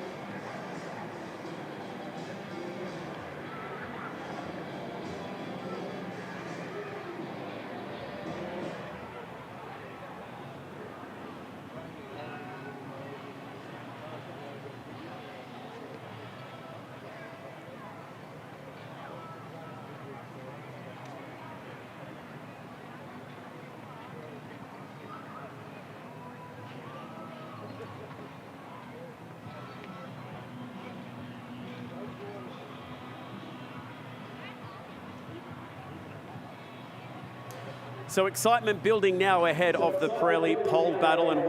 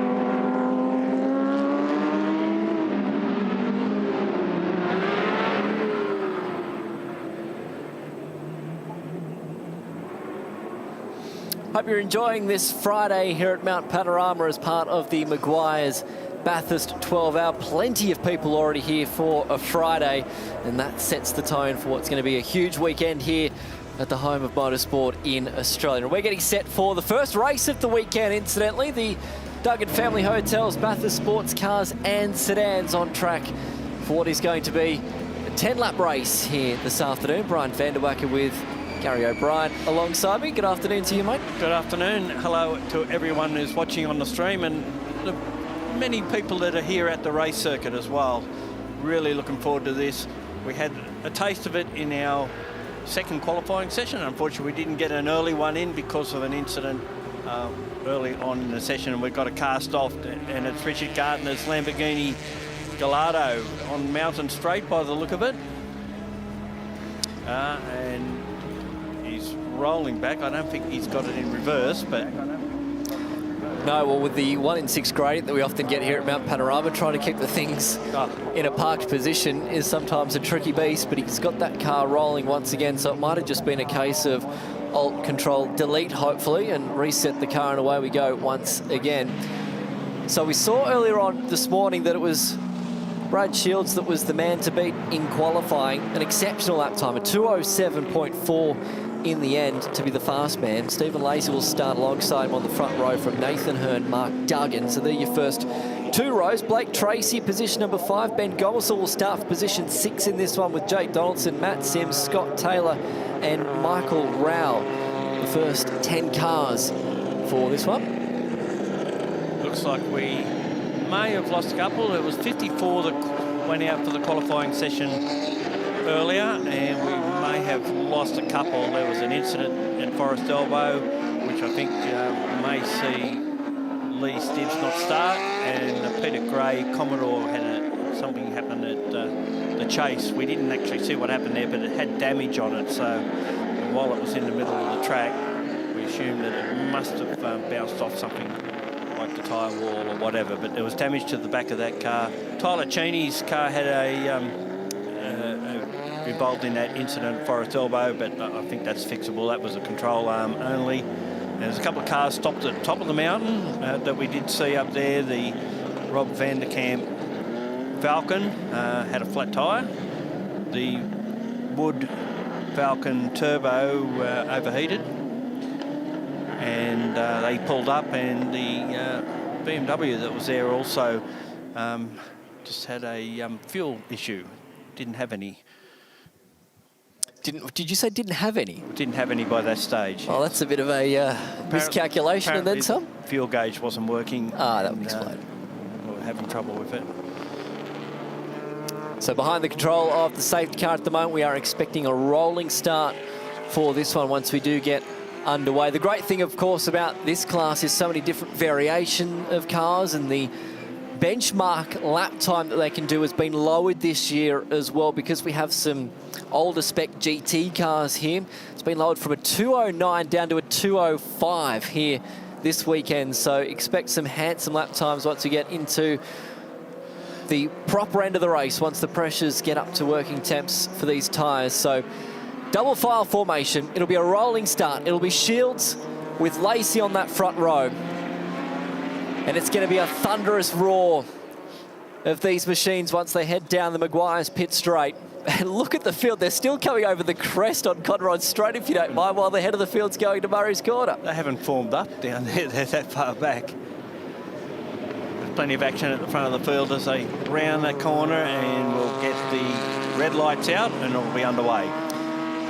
The roar of sports cars and sedans at Mount Panorama is set to thunder once again.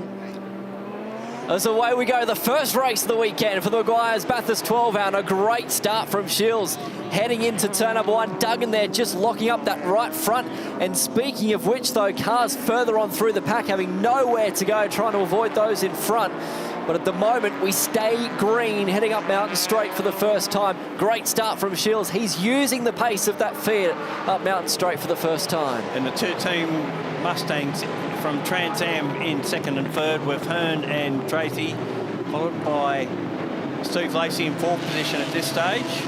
Got a bit of a, looked like he bogged down off the line, dropped the spots. I did see that Matt Sims is not there. He would have started out at 10th.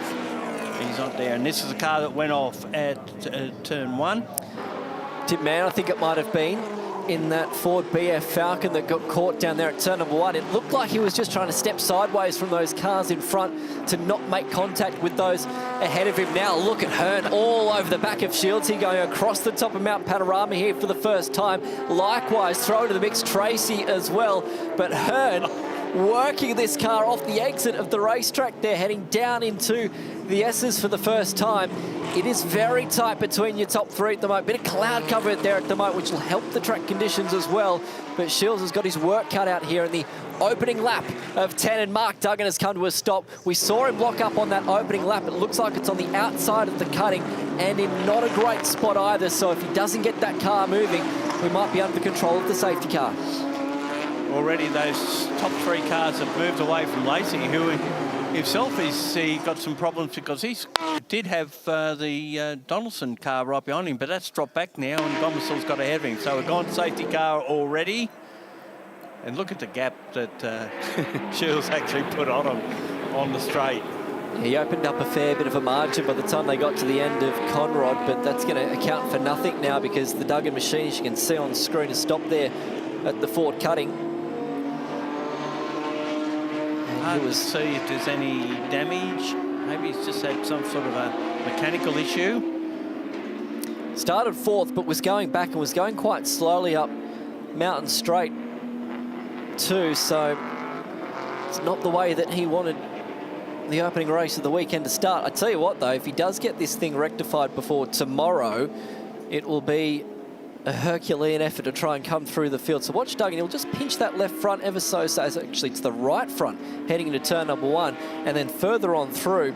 Unfortunately for Mann, just running off the edge of the racetrack there and down the escape road at Hell Corner.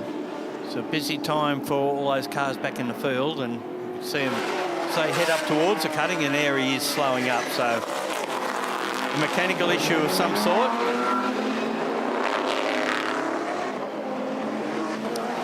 Pulls up on driver's right, but unfortunately not really anywhere to park it safely at that point of the racetrack. Well, it can be difficult to find a spot to pull up, particularly when there's about 50-odd cars behind you. Well, that's the problem, because there is a spot about 100 metres up the road on the left-hand side, which is probably exactly where that official is pointing to at the moment. But to your point, Gary, when you've got so many cars coming through, the smart thing's just to park it on the edge of what is the racing lineup there at Griffin at the cutting. And hope everyone knows about it.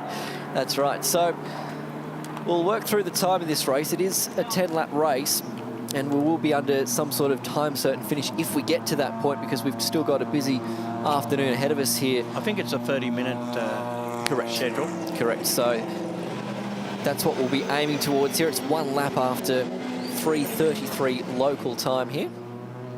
And good to see that hopefully this recovery is going to be somewhat quick, although we've got to, exactly to the point you were saying a moment ago, we're going to have to wait for the whole field now to come through before you can merge into the traffic and get that car parked in a safer position. It was a good start from Shields, wasn't it? But that fight across the top of the opening lap, Hearn, Tracy, and Lacey was closing in as well. It was a nice little battle pack starting to form.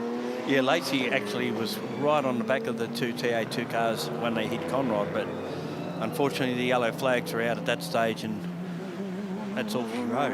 And that outside lane on that initial start was tough to get going because it looked like Lacey actually hooked it a little bit too hard, got some rear wheel spin, and that's why it balked up the right-hand side of that lane heading into Hell Corner for the first time. A good start as well, you've got to say, by Ben Gomesel. Moved up to position number 5. And the interesting thing about that particular car, they've just wheeled that out of the Gold Coast Motor Museum here to Mount Panorama this weekend. So they've dusted it off. It's doing a really good job so far. Of course, that's an ex-SBR Falcon that was driven by Scott McLaughlin to his Super 2 championship win back in 2012 at Sydney Olympic Park when he won that title. A bit of cross-country riding as well. One of the locals. I would dare say that's probably the house on the inside of Griffin's Bend. I know there's, and look at that, right on cue. There is a house up there with a motorcycle track. You and I, Gary, have been here too many times to know that. There was a horse there one year. Paul Radisich, remember, was feeding it. Feeding it, yeah. Yeah. So That motocross track has been there for quite a while, in fact. I dare say Duggan won't get any be chastised at all because he is sponsoring the event, so he has got that going for him. And they're going to, as you said, they're going to back it into that safe area just at the top of the cutting at Reed Park there. And then they'll recover that after this race. So it's Shields, Hearn, Tracy, Lacey and Gomersall, the top 5 at the moment. Jake Donaldson doing a really good job so far here this weekend in position number 6 from Taylor, Rowell, McMillan, who's moved up at the initial start as well, position number 9, and Carr completing the top 10.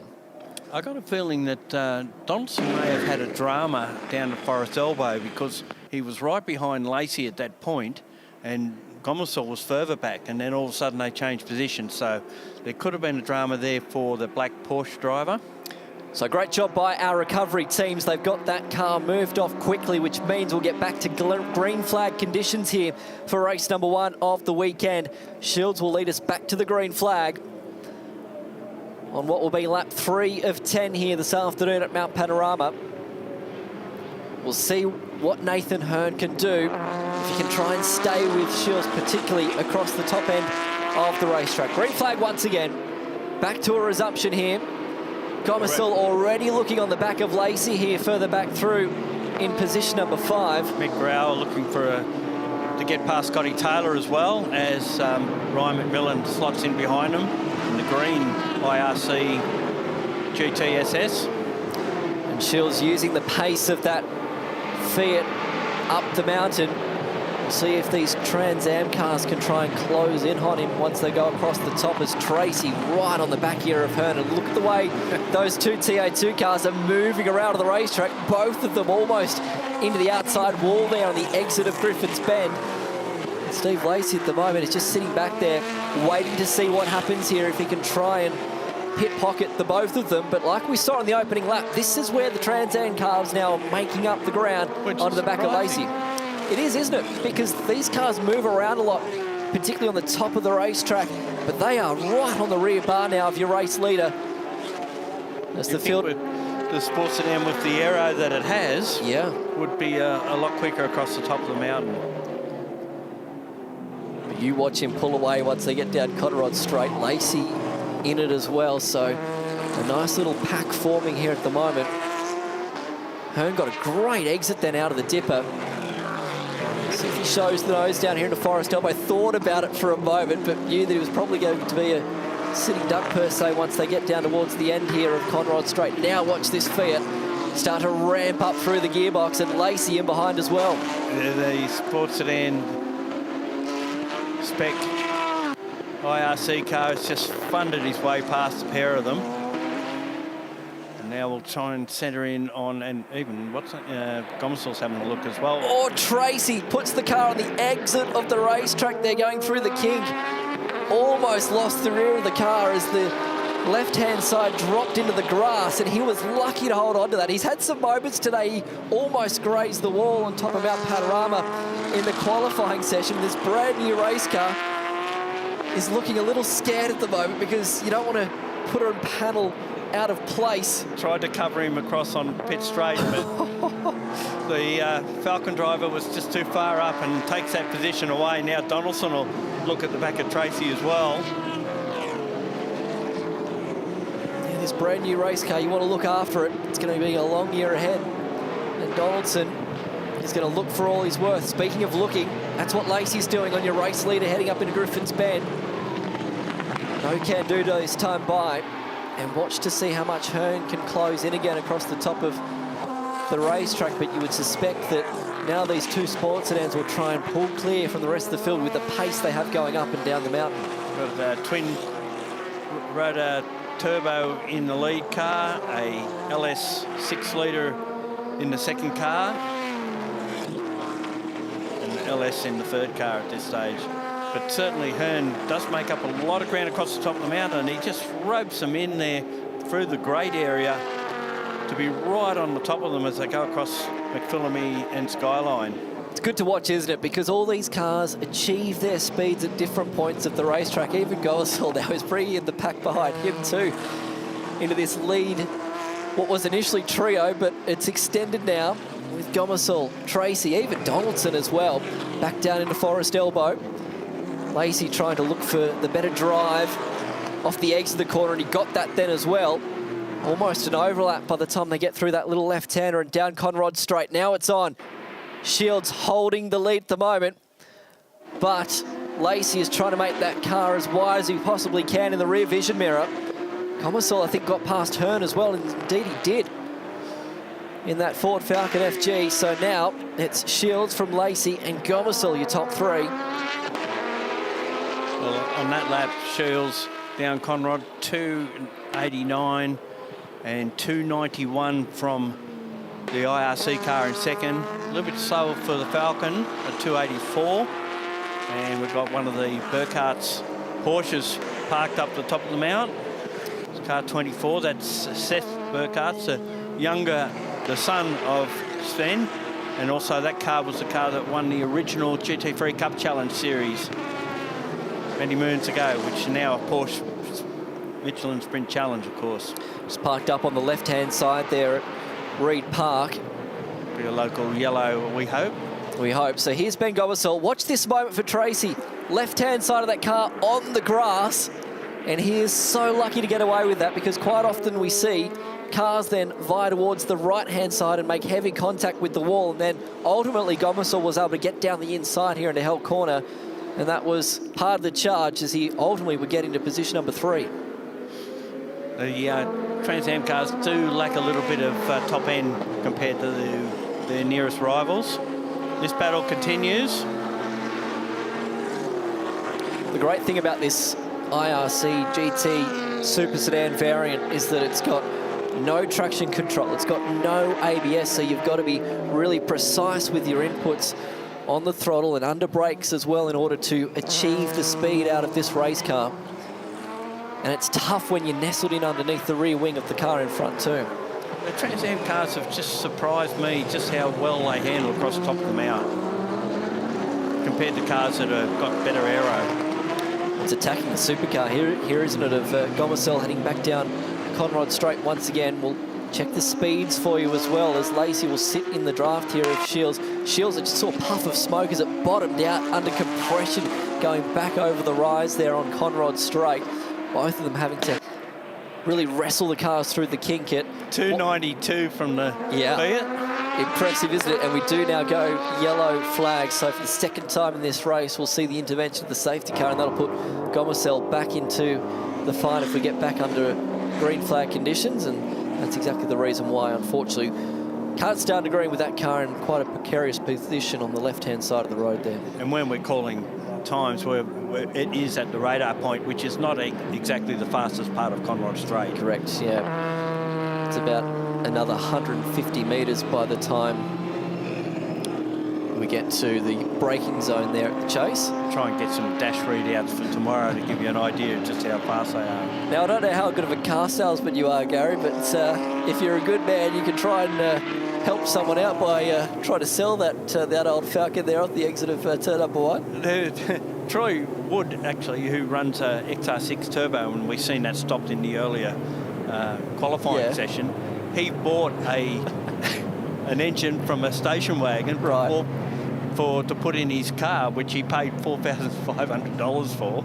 and that car's got something like 800 horsepower with a turbo on it. I'm reliably told as well that car that we just saw got about 124,000 Ks on the clock, so it'd be a good buy for anyone here this weekend. Hardly used. Stop by, there you go, look at that. For sale. Is there a price on it? I don't know if there is. We'll give old mate a call. 0434 004 884.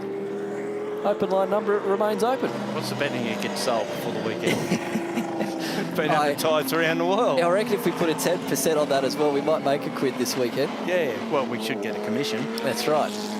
Scotty Taylor in the GT3R. It's a different spec car, and there's about 4 of them in the country, I think, when they were racing in GT3. And here comes the Burkhart's Porsche. I would dare say they'll probably pull this car off to the left-hand side of the road up here as well, and quickly retrieve that car behind the wall, and we'll get back underway with still 5 laps to go, roughly 10 minutes as well.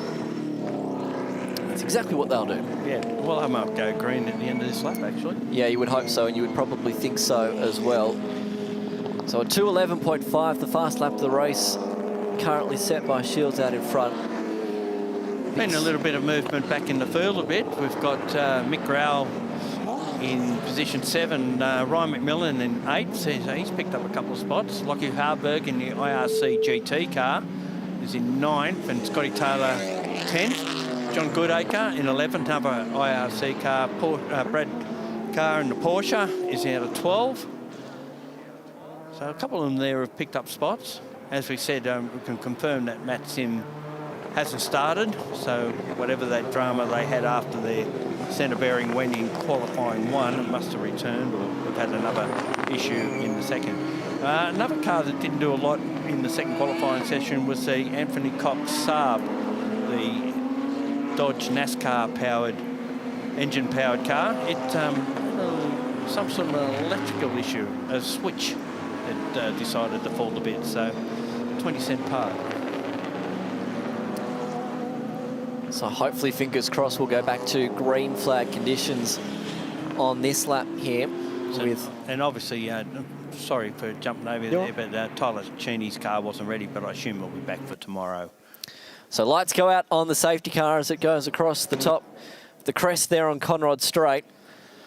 Nathan Hearn, a 2 times national Trans Am champion, making life difficult for those in front of him going across the top of Mount Panorama. So let's wait and see who'll come out on top in this one. Just under 10 minutes to go.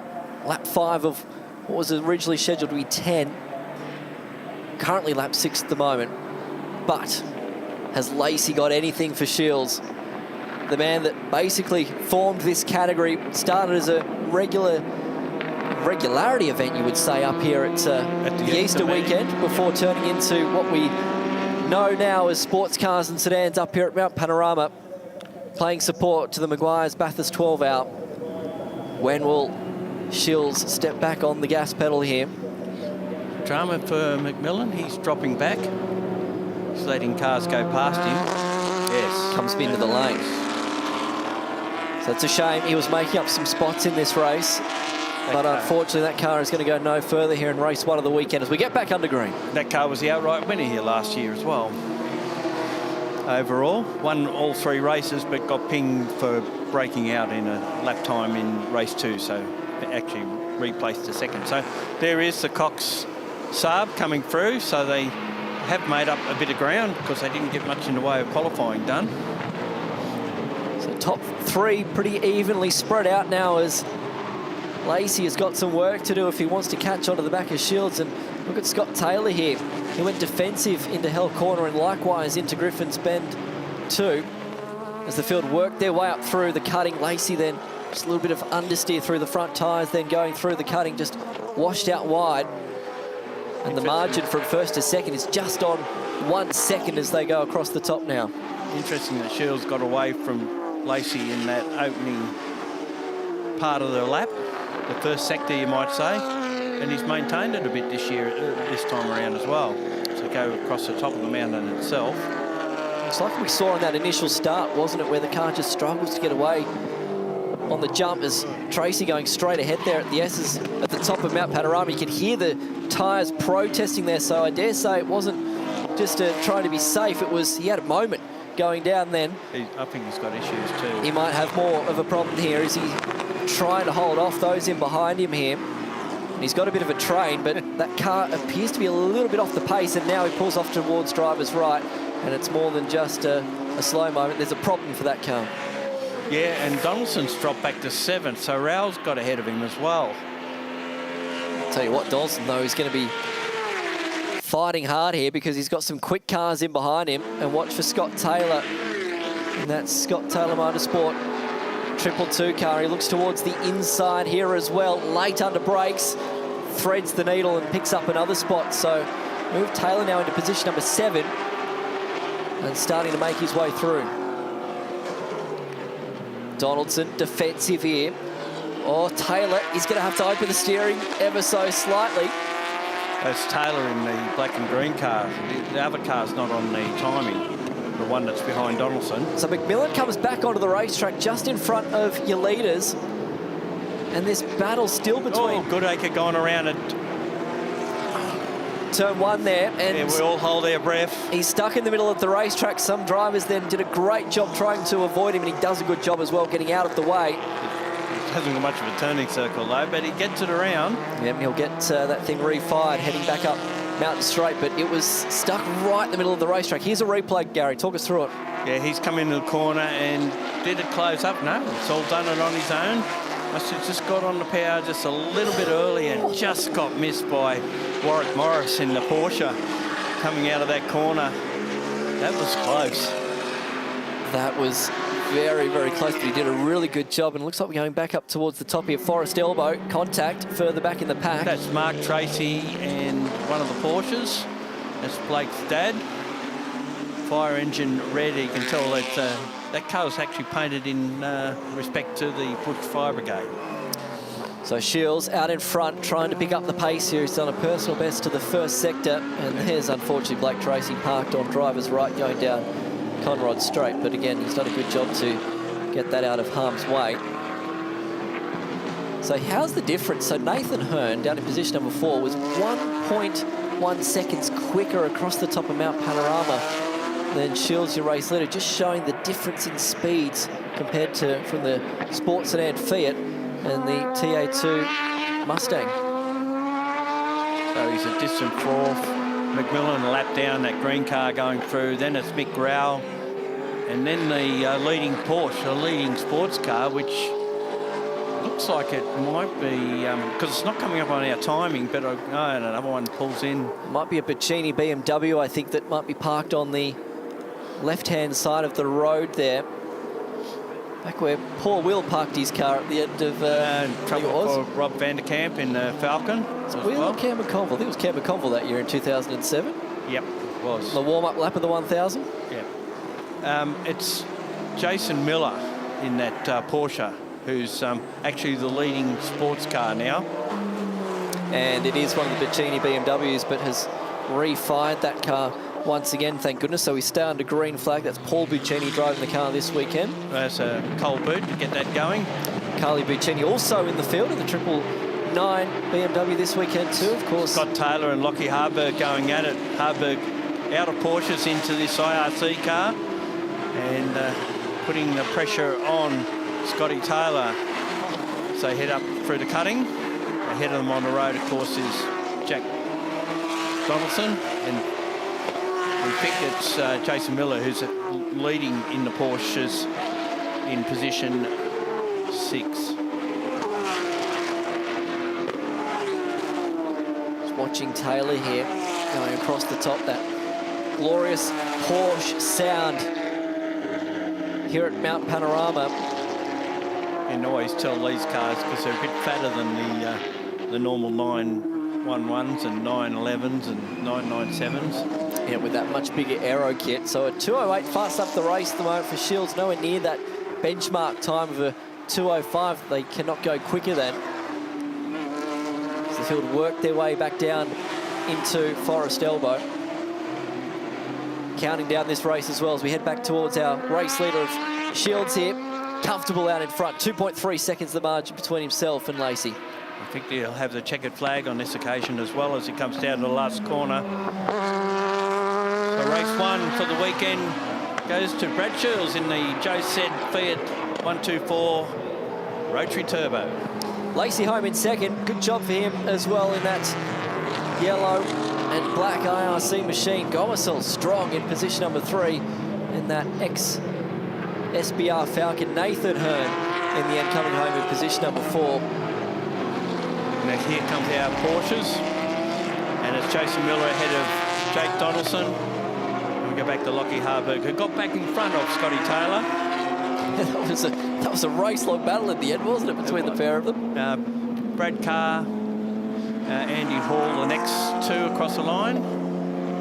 They've got Lee Stibbs there in position 11, which I find a bit, this is done a big job to get that thing back if it's true.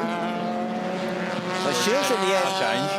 3.1 seconds he had in favour over Stephen Lacey. So that is a very respectable job in the end from Shields. You'd come to expect that from the performance that he's shown here over the years at Mount Panorama. Of course, a place that he knows very, very well. And just watching Ben Cavich going across the line as well in that BMW, that race for a cure Beamer that we see compete up here as well, normally during the Bathurst 6 hour. Yeah, Sean McCooney going through in that Skyline Chef-powered car. He won Group 1 of chassis last year in that car, so he's well attuned to what happens with it. So let's have a look at the results for you for race number 1 of the weekend. Brad Shields getting the job done from Stephen Lacey. Ben Gomersall home in position number 3. Nathan Hearn in 4th. Then you go back to Donaldson, who was further relegated because Miller was able to finish in position number 5. So it was Donaldson really in 6th, Taylor in 7th, Harburg in position number 8. Then you go back to Carr and Hall completing our top 10. Yeah, just outside of there is Cameron Reese, another of their Hall customers. Warwick Morris in 13th. Well, they got Jason Miller at 14th, but I think that's further up. Brent Edwards, who got his car going after sponsored by Cable Source, but a fly-by-wire issue in Q1. Greg Boyle in the Nissan Skyline four-wheel drive further back. Ben Cavich in 31st position in the BMW. Matt O'Brien in the VS6 supercar is next behind him. And then we go back further, and well, some of these guys didn't get out. Glenn Walker there in probably the most standard car, Toyota 86 in this one. Ryan McMillan a lap down, of course, and the cars at the end there that just didn't start, and we assumed that Richard Gardner just pulled in and didn't start the race. Some big names down the back, which we'll have to pay close attention to tomorrow because they'll be flying through the field on the opening lap. Another 2 races tomorrow for the class. And here's the highlights of race number 1. Shields got a great start. Lacey a little bit slow to get away, but further on in behind. Duggan locked up, but unfortunately further dramas for those in behind with Tim Mann running wide at Hell Corner. But it was Lacey that was able to pull away from the rest of the field. And unfortunately for Duggan, he would go no further. Parked up there at the Ford cutting, and that would bring out the first safety car in the race. Shields, though, brought the field back towards the green. And we saw this great battle as Hearn really closed in, but it was the Sports Sedans that would get the legs heading down Conrod Straight. And Stephen Lacey only getting through to position number 2. It was like a man-made chicane going down Conrod Straight there. And then the battle between Tracy and Gomersall was fantastic. Gomersall had to chase the car across the road going down the Meguiar's pit straight, would get down the inside and would move his way up into position number 3. And here's Seth Burkhardt brought out the second safety car, and we went back to racing again. And again, it was out in front, Brad Shields, and of course there was a bit of an incident there for Mark Tracy. He almost went up the back of another car and also did himself more damage. Johnny Goodacre spun down at Murray's Corner, and Stephen Shields, his son in Brad, took the win and led from start to finish. And he will start race number 2 tomorrow on pole position. Another 2 races coming up for the sports cars and sedans tomorrow. Thoroughly looking forward to it. Gary, thank you so much for your time. We'll see you again tomorrow. Pleasure. And of course, we've got still a busy afternoon coming up here at Mount Panorama. Up next, race number 1 for Ferrari Challenge Australasia right here at Mount Panorama.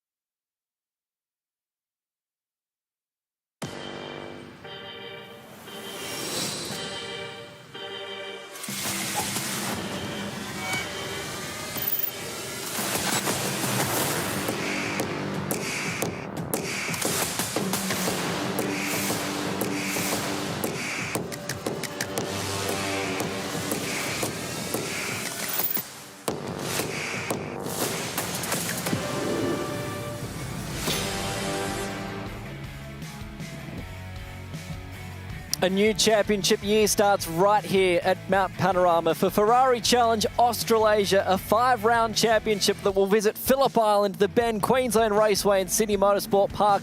But it's the home of Australian motorsport at Mount Panorama, where the second year of this wonderful championship in this part of the world will set stage. Getting set for race number 1 of the weekend, Brian van der Wacker, Renato Liberto alongside me for this one. Plenty of excitement in and amongst the paddock as race 1's about to get underway, Ren. Mate, there's a lot happening. Car 88, Adnan Sibai, one of our sort of debut drivers for the championship this year. Car has failed to start off the grid walk, so he is being recovered as we speak. And from our quali session, Michael Walker, car 164, that car has been fully repaired and is back on the grid to start the race. Which is good to hear and good to see. And as we mentioned, it's going to be a long, hard year, 10 races in total, like what we saw in season 2025 as well. And what a glorious place to start the championship, Mount Panorama. For some of these drivers, it's their first visit to this place, 23 turns in total, 3 hours west of Sydney. And this 6.213 place of driving excellence is really the place where a lot of people, not just here in Australia, but around the world, have this place on their bucket list to come and try one day. And that elevation change is the one thing that so many people talk about here at Mount Panorama, and just how tight and narrow it is across the top of the racetrack as well, particularly when they head down the mountain. So what we're going to see here is 30 minutes for the opening race of the weekend. Enzo Cheng was brilliant in qualifying earlier on today. A new qualifying lap record of a 2-minute 6.9249, which was only 6/100ths of a second quicker than Antoine Gattani, which was in fact the tightest pole margin that we've seen in the history of the category as well, just 6/100ths of a second. And Brian, I think the big story for me as well is at the end of quali, I mentioned there was a car that slipped through the red flag, and that was Rick Armstrong. So he's been moved rear of grid now. He's got the pace to be running with those front guys, and he was the one I was saying is the dark horse here to take a surprise win this weekend, and he's got to fight his way back from rear of grid now. So he's got quite a sort of job ahead of him, and while he's working his way through, Enzo and Antoine might show a clear set of heels to the rest of the field. The word up and down the paddock would have been just to watch out, let him go by, because he is going to be the faster car. So here's your grid: Enzo Cheng, Antoine Gattani on the front row, Jim Pollicina with Richard Moore alongside him, and then it's the battle of the shell class with David Truern and Masahiro Taguchi alongside on that 4th row. And there's Rick Armstrong, like we mentioned, off the 7th row in position number 13. He is going to have to work his way through this field in order to get to the front, and it's going to be a tough opening lap for him. We'll pay close attention on that opening lap as we'll get set for 30 minutes here. The opening race of 10 all up in season 2026 of Ferrari Challenge Australasia. The cars will do a rolling start, so double file formation as they come through the chase. And it's that battle between Cheng and Gattani which really came to fruition at the last round at the Bend in 2025. But here this weekend, it's going to be a year-long battle between the pair of them. Throw in a mix, Jim Pollicina, who has so much experience here at Mount Panorama. A little bit of cloud cover, which will help these cars as well. It's the calm before the storm. I think Antoine's goal here has got to be to try and stay alongside or as close to the back of Enzo as possible to get that run up the hill, because turn 2 to me is where it's going to decide that first phase of this race. Is whoever's in front of turn 2 will command control over the top of the mountain. Year 2 of Ferrari Challenge Australasia is about to get underway here at Mount Panorama as season 2026 is green, and it's a great start from Enzo Cheng on that inside front row. He will lead the field through Hell Corner for the first time as Gattani is just trying to hold off Jim Pollicina through the first turn, and he will do that as well. And now we'll try and sit in the draft of Cheng going up Mountain Straight. Rick Armstrong's already picked up 3 spots off the start into turn 1. A really good result for him as well. He'll have his head down now, working past a couple of those Copper Shell and Trofeo 488 cars to try and latch onto the back of these guys at the end of this lap. There he is, The number 2 machine, the white, red and blue Ferrari, the 298 car working his way through the field, going through Griffin's Bend for the first time. Going to make up another spot here as well. So he's certainly picking his way through nicely in the early stages of this race. But out in front, it's Cheng, Gattani, Pollicina, your top 3, all very close to each other already right now. And Pollicina, he means business here. He was quicker towards the back end of last year as well. He's a guy who has so much experience up here at Mount Panorama over a number of years from production cars, even the likes of Super 3 here in Australia, but now loves the challenge of these Ferrari cars, and he'll work his way back down to the S's for the first time. And I think for a driver like of Jim's experience, it's going to be sit tight here and just keep pressure on the back of those guys. You know, it wasn't often last year that they had a really hard sort of fought race for a position. So if he can sit behind them and kind of keep the pressure on them, it might force a mistake for an easy pickup. How's Moore at the moment in Trofeo Pirelli 488? He's also in amongst the mix as well. So we'll see if he can try and fight out those in front for an outright podium position. Wouldn't that be a story here in the opening race of season 2026 as the cars fly down Conrod Straight, getting close to 300 kilometres per hour as they tip it into the kink, and then back down the gearbox to 4th gear, 110 kilometres per hour at the turn-in point here at the left-hander at the chase. And Cheng trying to get the car up to working temps and pressures here before he settles down into a rhythm. Now, chatting to Rick as well about how he's... Well, another spin at the back. There might be Emil Norden, the 100 car, rotating there just into the chase. We'll see if he's made the gravel at all. I was just mentioning there, Rick, talking to him, he's running to the chase. He said he all of a sudden was up considerably on his quickest lap in qualifying, and then had a big change going to the chase. He said the car didn't pull up as well. He realised he'd set the car to ABS 3 instead. So he thinks he could have gone 6/10 quicker on his quali lap based on his sectors of where he was for that session. So he may actually have a lot more pace up his sleeve than he showed on the timing sheets, which is going to make it interesting. So adjustable ABS in these cars, also adjustable traction control as well for these drivers to aid them throughout the course of a lap, as Cheng, Gattani and Pollicina 1, 2 and 3 on the road, all covered by less than a second and nose to tail in that battle for position number 1. It's going to be something we'll talk about throughout the portion of this 30 minutes, but the thing about these cars as well, they are hampered by dirty air, so trying to position yourself properly in order to try and not get as much dirty air is something that they'll try and look for, but hard to do when it's very much single file formation across the top of the racetrack. You could see that then by Antoine, you know, deliberately offsetting himself a little bit coming into the grate, and McPhillamy there to try and help just get some air flowing over the front of the car. Jim utilising the other offset the other way, almost mirroring the line that Enzo was. So they're all thinking about it here, and as you say, it is very much in these GT cars, it's usually single file and very close, or, you know, a big issue up there for cleanup. So it's great to see them all sort of respecting each other's space at the moment. I guess just trying to understand the rhythm of this race. Getting into a rhythm is sometimes the difficult thing as well when you've got cars around you all battling for position. So these 3 incidentally have put 2.5 seconds between themselves and more back there in position number 4. So they're pulling away now. And incidentally, the rise for Armstrong already up to position number 7, and he's actually done a best across the top of Mount Panorama at a 36.6. So he's continuing to find pace at the moment. And you would probably say a good result for him would be up into position number 4, probably. That's right. He's going to have a lot of work to do. I mean, we definitely don't want to see a safety car here, but I can't see these guys giving up enough time for him to recover that amount of ground at this stage. So P4 is probably a very good result. He can look forward to getting a single point extra for the fastest lap.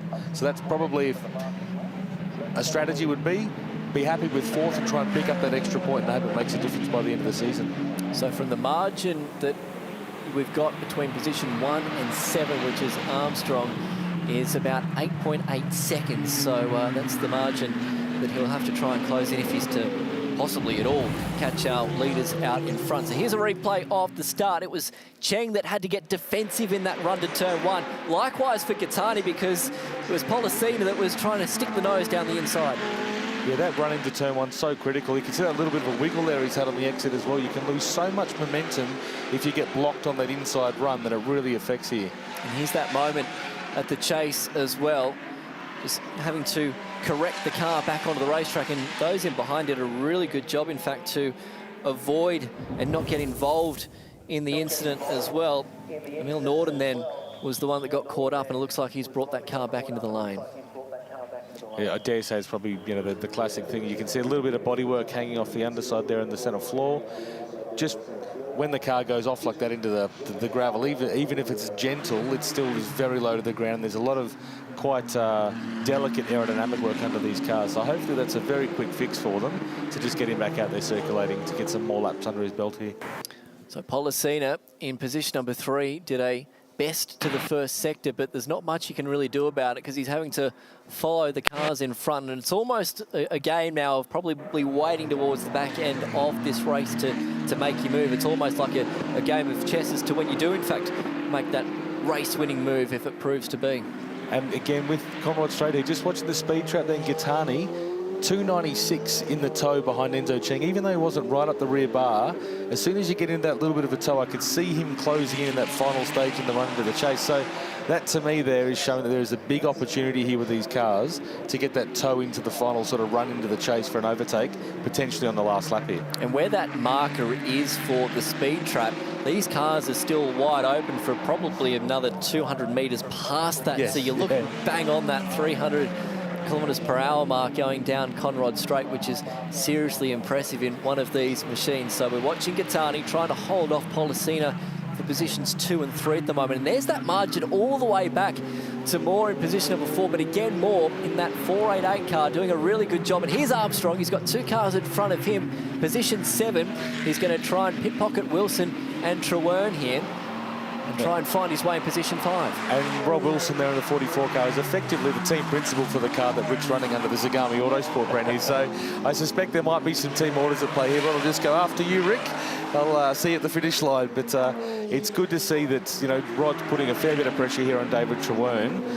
They're having a great battle here, but I think Rick will probably take his moment to get through cleanly. And based on what I've seen, and Rod being quite quick so far, he should better get past him on Conrad if he gets close enough down the hill. And for Trewern, he is in a different class, so he is in that copper shell class here this weekend. You can spot that with the yellow banner on the top of the windscreen, as opposed to the 44 car of Rod Wilson, who is in Trofeo Pirelli with that red banner across the top of the windscreen too. This is where Rick's going to be quick here. He's got to try and latch onto the back of Rod because he should be able to get a very good tow here running into the bottom of the chase. Rod there for a moment, going for the late apex. I thought for a brief moment he was going to open the door there for Armstrong to go through, but he's not going to make it that easy for him. You've got to be nice to the boss here, Rick. Look after yourself. You might get an invite back for the next round in a couple of weeks' time at Phillip Island. Back through the kink, now under brakes, using every bit of the rotor, the carbon fibre ceramic brakes that we see for these cars. The Plus variant gives them a little bit more longevity as well. And Armstrong now right on the back here as he looks towards the inside. And Wilson is going to make life a little bit difficult for him as he half shuts the door down there at Meguiar's Murray's corner. And he's not going to make this too easy for Rick, I reckon. That was probably a little bit close for my mind. And again, Rick very late using all the ABS then going into Hell Corner. This is a good little battle right now for position number 6 on the circuit. And I think the whole time Rick's going to be just looking at up Mountain Straight every lap. They're getting a bit further away. They're getting a bit further away. No team orders here at the moment. So they've worked their way back into Griffin's Bend. Team orders only belongs in Formula 1 at the moment, not in Ferrari Challenge Australasia. And in front, incidentally, Cheng still holding on from Gaetani and Pollicina, but it's more this battle that we're watching between the teammates in regards. Here is that battle for the lead. And if anything, Cheng's started to get into a little bit of a rhythm here now. He's got 6/10 between himself and Gaetani. Probably the biggest margin that he's had at the race so far. And to say that 6/10 is the biggest margin just shows you how close it's been. And the big thing I'm looking at here, just on my notes from the quali as well, is so Enzo did 9 laps in quali. Antoine only 6 because he boxed early. So I mentioned in quali there may be a couple of laps at the end here where Antoine's tyres just have a little bit more sort of twinkle in the eyes. They're kind of coming into some of these sort of faster sections over the top that might give him that opportunity to get that pass done on the last lap. 2 sets of the Pirelli tyres they're entitled to use throughout the 2 qualifying and the 2 races throughout the course of the weekend as well. And the way you utilise them, you've got to be very careful and manage that tyre life throughout the course of a weekend. Again, Gattani just trying to close in there, going down into the chase, and looks like a moment here for Ross Tamano that's just run wide, in fact, going through the cutting. Luckily, though, didn't make contact with the outside wall and is able to continue on. It's about as close as you want to get a yellow card at that barrier, I think, before you start seeing some paint transfer across. Well, like we saw earlier on in qualifying, it's very easy to make contact with that outside wall there at the Ford cutting. And here comes Armstrong. He's got more of the car down the inside this time by, and Wilson sees him at the last moment. And if anything, Armstrong didn't give him much room on the exit there and shows him the grass going through Murray's corner, but he gets the spot and now moves himself into position number 6. The next one he's going to try and get past is Truern in front of him. Now, if I was young Lockie Manif, who's the coach for Truern, I'd be saying, as soon as he gets close, let him pass. This is not for positioning class.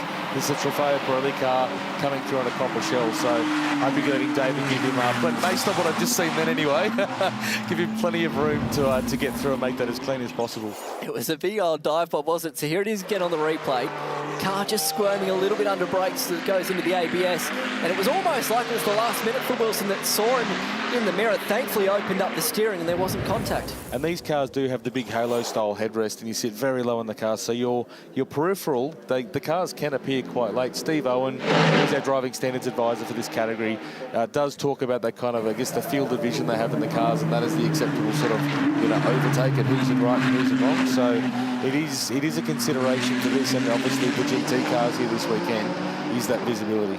And he was quite a fair way over on the left-hand side of the road, so it might have even been a point that he wasn't even in that. He wouldn't have seen him in the mirror. Correct. So good work by Wilson there just to open that steering right at the apex of the turn as we still watch the battle here for position number 1. It's back down to 4/10 between Cheng and Gattani, but you don't really need to talk about the margin too much because it speaks for itself at the moment for our leaders out in front.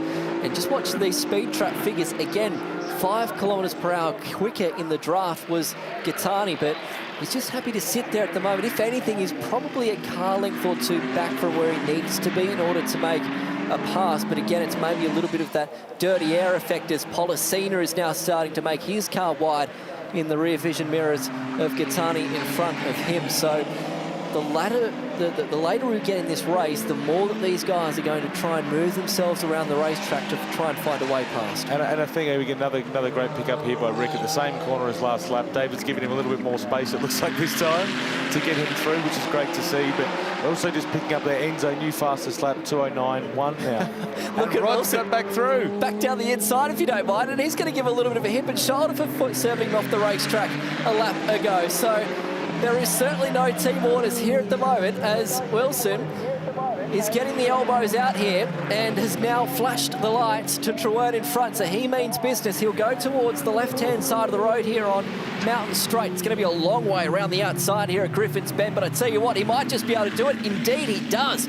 Good pass around the outside for Wilson. Now moves himself up into position number 5. This is a juicy little battle. And then as that just unfolded there, we had Enzo and Antoine just ahead, both go quicker again. So I think as this cloud's rolled over as well, I think the track, obviously the ambient and the track temperature has dropped a little bit here. We might see these times fall even further, but currently Enzo does have that bonus point we're talking about for fastest lap. I'm loving this. This is fantastic to watch. Wilson giving it back to Armstrong.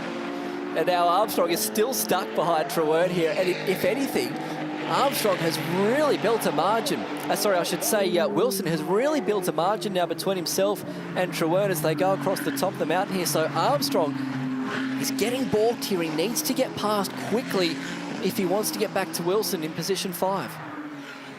And it's definitely, I think that's woken Rod up, that little move that happened in the final corner. It sort of unleashed the beast again, and Rod's really taken off here. And I wonder if also Rick pushing that bit harder at the start of the race has kind of maybe hurt that front tyre a little bit too much at the start. He hasn't done a lot of running on this tyre to know how to manage it at that peak temperature. So that may actually be hurting his performance a little bit now, sort of looking for those braking and, overtaking opportunities in the corner. Oh, Rick was going from the left-hand side of the road to the right-hand side of the road there. And I thought for a moment he was going to duck down the inside of the kink at around about 300 kph as we go back to our leaders here out in front. They're just passing some lap traffic as well. And here comes Rick back down the inside here in Murray's corner, and he needs to get this job done, as indeed he does. So now that he's cleared Trewern, he'll try and catch Wilson in front of him. But there's about 3.5 seconds now between the pair of them. So that's how much Armstrong lost on that lap in comparison to Wilson. And that's a fair old margin to make up, as we've still got about 10 minutes left in this race. There's a little bit of a battle going on for Trofeo Pirelli 488. Obviously, Richard Morse, he's cleared out there in P4 out wide, which is an awesome effort. But Ross Tremaine and Stephen Coe sitting in 11 and 12. It's still second and third in class, so they're still fighting over the next 2 steps on the podium, which is great to see. But both of those guys have done a bit of running with us before in Club Challenge, and obviously in other sort of Ferrari race cars they've had. But to see them here in Challenge this weekend at Bathurst and actually having a dip against each other is awesome to see. Yeah, all rookies this weekend in that Trofeo Pirelli 488 class, which is great to see. Of course, new names coming into the category for season 2026. Still our leaders out in front. Single file formation, just waiting for the right opportunity to make a move. If anything, Gattani might be a little bit closer on this particular lap, but still just happy to sit there at the moment. Pollicina has kind of got the ultimate view of those in front, and hoping something happens to them in order to try and get past the both of them. And last year we had Ben Porter coaching all 3 of these drivers actually in the championship. This year, a bit of a switch up. We've got obviously Enzo and Antoine here. Big move about to come on here, coming into the chase. Ben looking after P1 and 2 at the moment, but Sam Brabham now looking after Jim Pollicina. So maybe a bit of a change and a bit of an extra fire from Sam here has kind of picked that pace up for Jim. Gattani, I thought for a moment was going to make the move, then he was closer than he's probably ever been to the back of Cheng, then going down Conrod straight. But again, just happy to sit there, bide his time. They come to the line, still 7.5 minutes remaining in the opening race of the weekend for Ferrari Challenge Australasia. Round 1, race 1 of the championship here at Mount Panorama, Bathurst. And it's the battle that we come to expect between Cheng and Gattani. Pollicina then just dropping the edge of the race car off the racetrack, then through the exit of Hell Corner, and that's going to cost him a little bit of time here heading up Mountain Straight now. It's probably cost him around about a second heading into Griffin's Bend here, so a nasty little mistake, and again understeer then through the centre of Griffin's Bend here, so just going out of that little bit of rhythm that he might have had here. It takes you a moment sometimes when the tyres get dipped often onto the edge of the racetrack just to clean themselves up again as well, and that might have been a case there for him once he got back into Griffin's Bend. And it's interesting there seeing them come into the cutting, just how defensive that line was from Enzo as well. I don't think the move was on there, so he's obviously spending a lot of time looking in his mirror. Well, and these cars have mirrors, and they have a high-definition camera pointing at the back as well. You know, there's the old sort of coaching saying, eyes forward, don't look behind you. But I think in this case, he's had a very, very busy race of spending time covering himself behind. So Cheng still out in front. And the pace at the moment at 209.1 is around about 7/10 of a second quicker than what we saw here last year. So the race pace isn't bad for these leaders out in front, but you feel like Gattani might just have a little bit more underneath him. Likewise for Pollicina, because he's closed that margin up quite considerably across the top of Mount Panorama. Again, these boys are just waiting for that right time. And look at Armstrong now. He's got clean air and he's sort of sorted himself out. He's done a 209.20.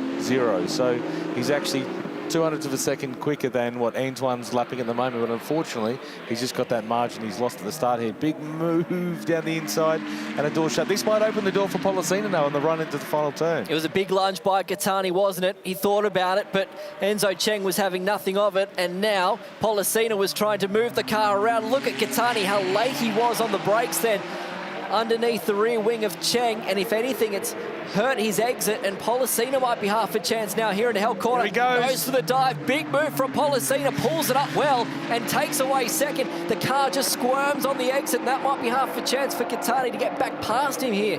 Now going up Mountain Straight, it's wheel to wheel, door to door for the second spot at the moment, and in the meantime, your race leader is just loving this as these two battle for position number 2. Gattani, he's going to have to be careful, but he does complete it by the time they get to Griffin's Bend. That was very close between the pair of them. Gattani holding on. A lot's just happened in 6.12 kilometres. A lot has just happened there. And we've just got a 208.6 Rick Armstrong. So he's really turned the wick up now.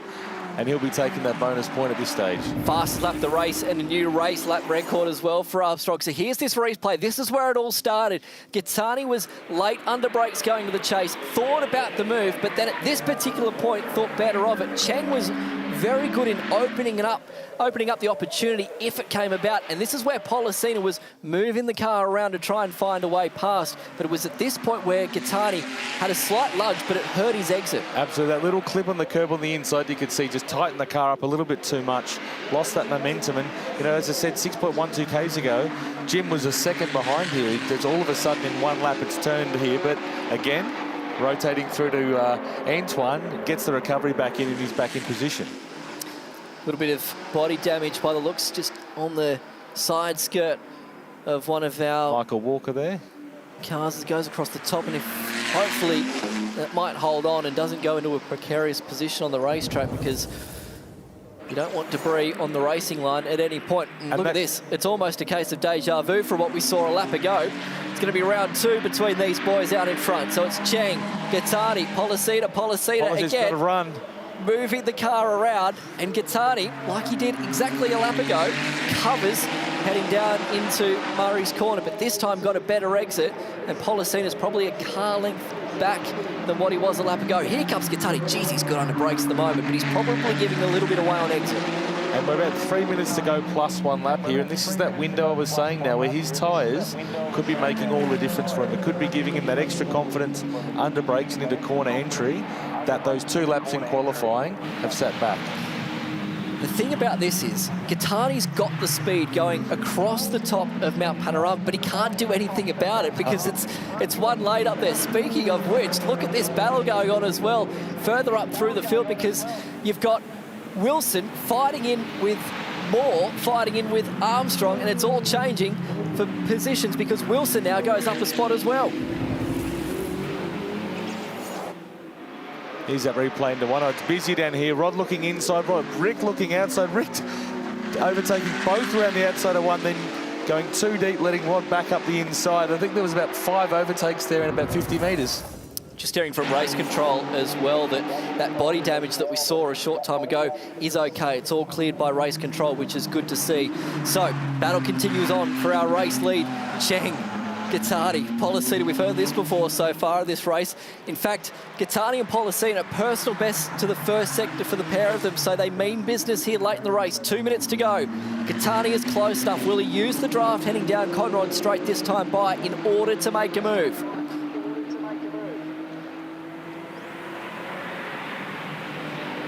Thunderous roar of these cars as they go over the crest on Mountain Straight. Sorry, I should say Conrod Straight. And here's Armstrong with Wilson and Moore as well. Is there a change here? Looks like Moore just goes towards the outside. In fact, lets Armstrong go through, which is smart driving. It's very smart stuff to see. Different classes as well, because for Moore, he doesn't want to give up that Trofeo Pirelli 488 class win here. We go back to our leaders. Cheng holding on. I would say probably 2 laps to go, Ren. I was just going to say, Rod Wilson, there's the kind of loser in that little overtake there. With he's made it a bit too easy for Rick to get through, Richard. But I think we're going to see a little bit of a tussle here with the front 3 and those next 2 over this next couple of minutes here. But I think you're right, Brian. We've probably got this lap plus 1 more under our belt. Armstrong, we said at the opening that position 4 would probably be where he would want to be. Well, he's 5th at the moment. We'll see if he can try and get past Wilson in these final 2 laps of the race. Pollicina's just falling back here, incidentally, as well. And here's this battle we were talking about. So Armstrong up against Wilson. Now, we saw these 2 come to blows earlier on in the race. I don't reckon this one is done just yet. You can see the attitude there. Rick is pushing way, way harder and deeper under brakes. The rear of that car really dancing around there. So that tells me he's going to be looking for somewhere. There's a big overtake. We're looking bottom of Conrod Straight, Murray's corner. It's going to be a big move if Rick's going to have a go here.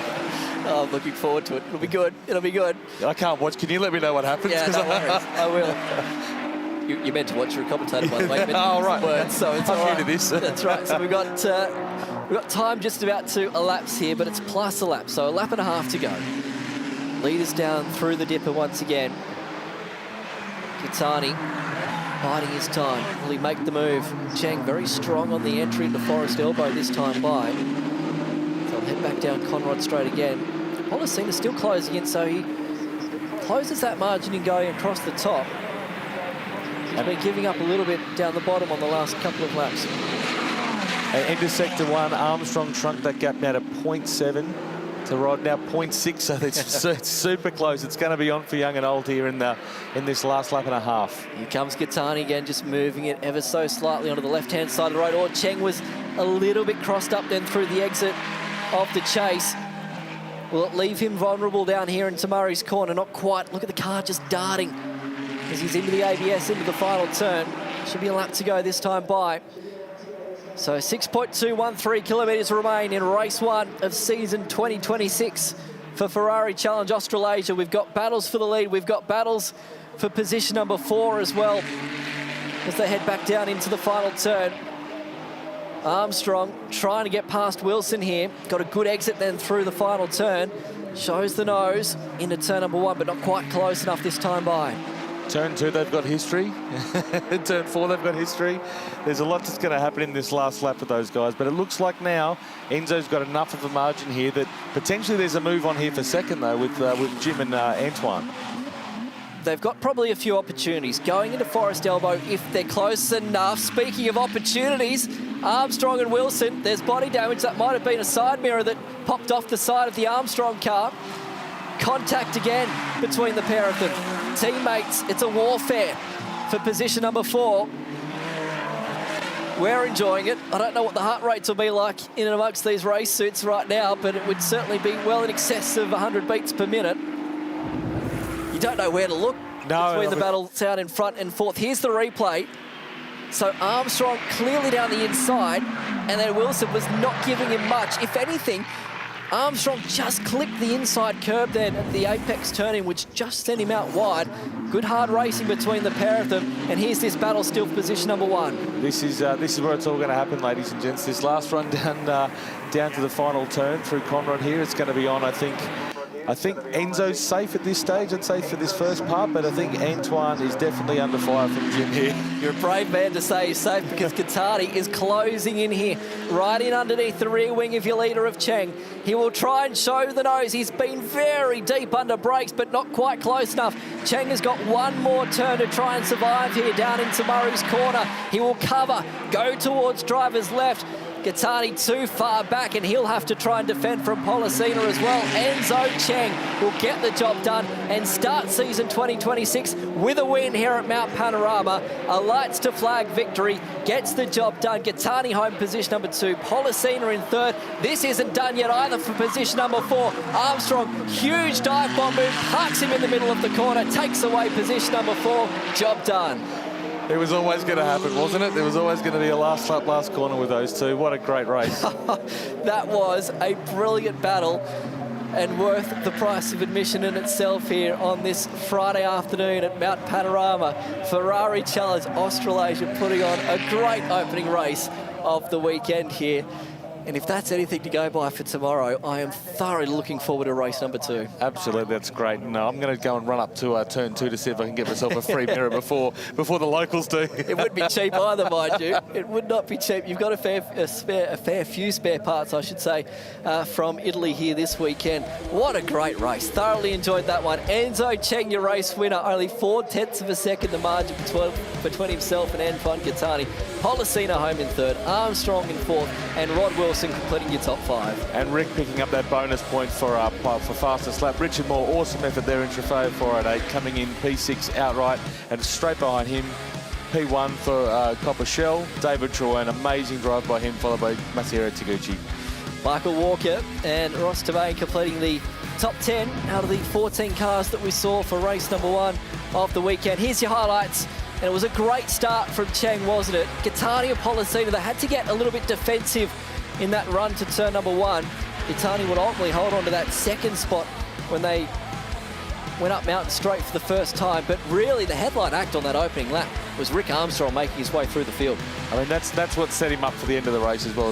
Otherwise, he wouldn't have got to Rod and had that opportunity. So, yeah, hats off to Rick. Worked his way through the group.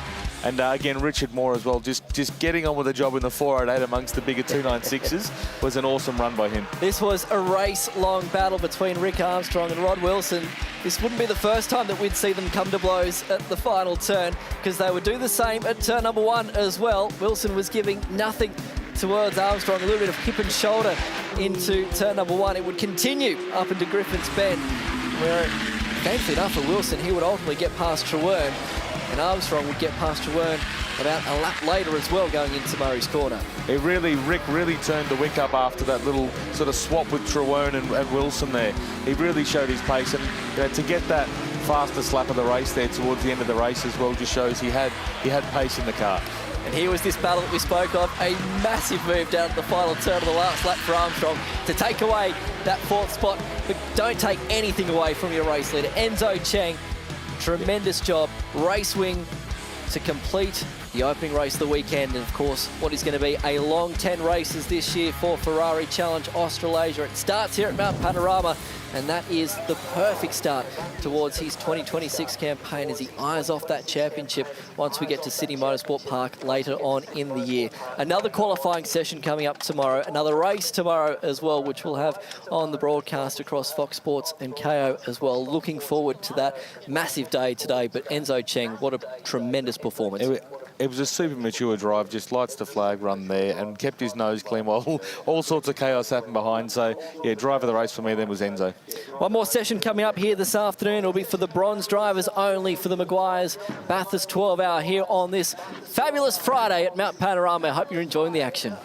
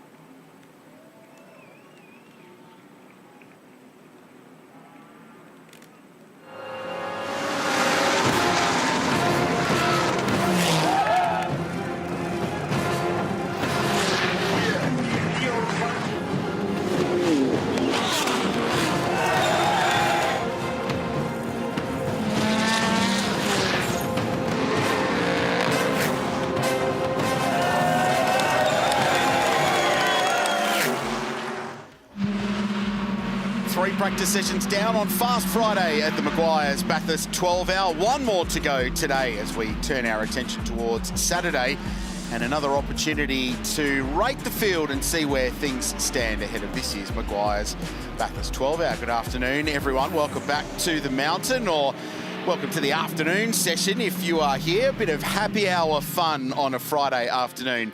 Richard Craill, Garth, Tander, John Hindhaugh with you, Shay Adam in pit lane as we get set for a bronze-only practice session to round out what's been an interesting day of action. Good afternoon, GT. I wanted to ask you what we've learned today.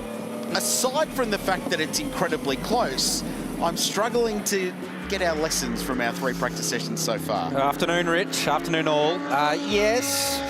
I concur. We've learned that they're all very good at going at particular speed, but probably not the speed that's as fast as they can go outright if they were in qualifying trim. So we're just very carefully maybe suggesting that they're all protecting their BOP right now ahead of qualifying tomorrow. So this session's not really about that, though. It's the bronze drivers learning their way around Mount Panorama. And there's the circuit map for you, 174 metres of elevation change. And it starts right there at turn 1 as they climb up Mountain Straight into turn 2 and then run up to the cutting turn 4.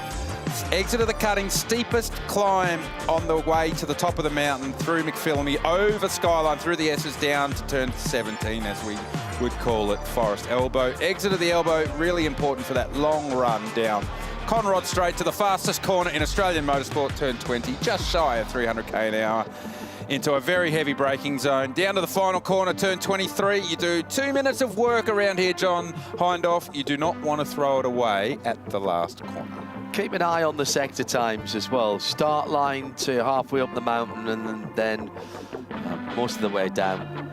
And then that little short bit at the end. It'll give us an idea of what's going on. I don't disagree with what you're saying, Garth, Tander, about hiding your light under a bushel. There is also the concern that you don't want to fence it at this point of the weekend as well. What's to be gained by actually going as fast as you can right now? The conditions tomorrow are likely to be a wee bit different. I think we might see a slightly different take on the sessions tomorrow when we're building up towards the qualifying session. Yeah, I agree with that. We'll see a lot more qualifying simulations, particularly in the last practice session ahead of qualifying. And it's actually very frugal with their tyre allowance this weekend. Only the 12 sets of tyres from the start of practice 1 to the end of 12 hours of racing on Sunday afternoon. So that's 11 stints of racing effectively on Sunday. So if you were doing just the race on brand new tyres, you'd need 12 sets of tyres. Correct. But we've got 4 practice sessions today, another 2 practice sessions tomorrow, plus qualifying, plus the Pirelli pole battle. So that's a whole heap of tyres that you would normally throw at the car, but you've got to be a little bit careful of how you use your tyres. So I suggest most of the cars today would have only used 1 set of tyres.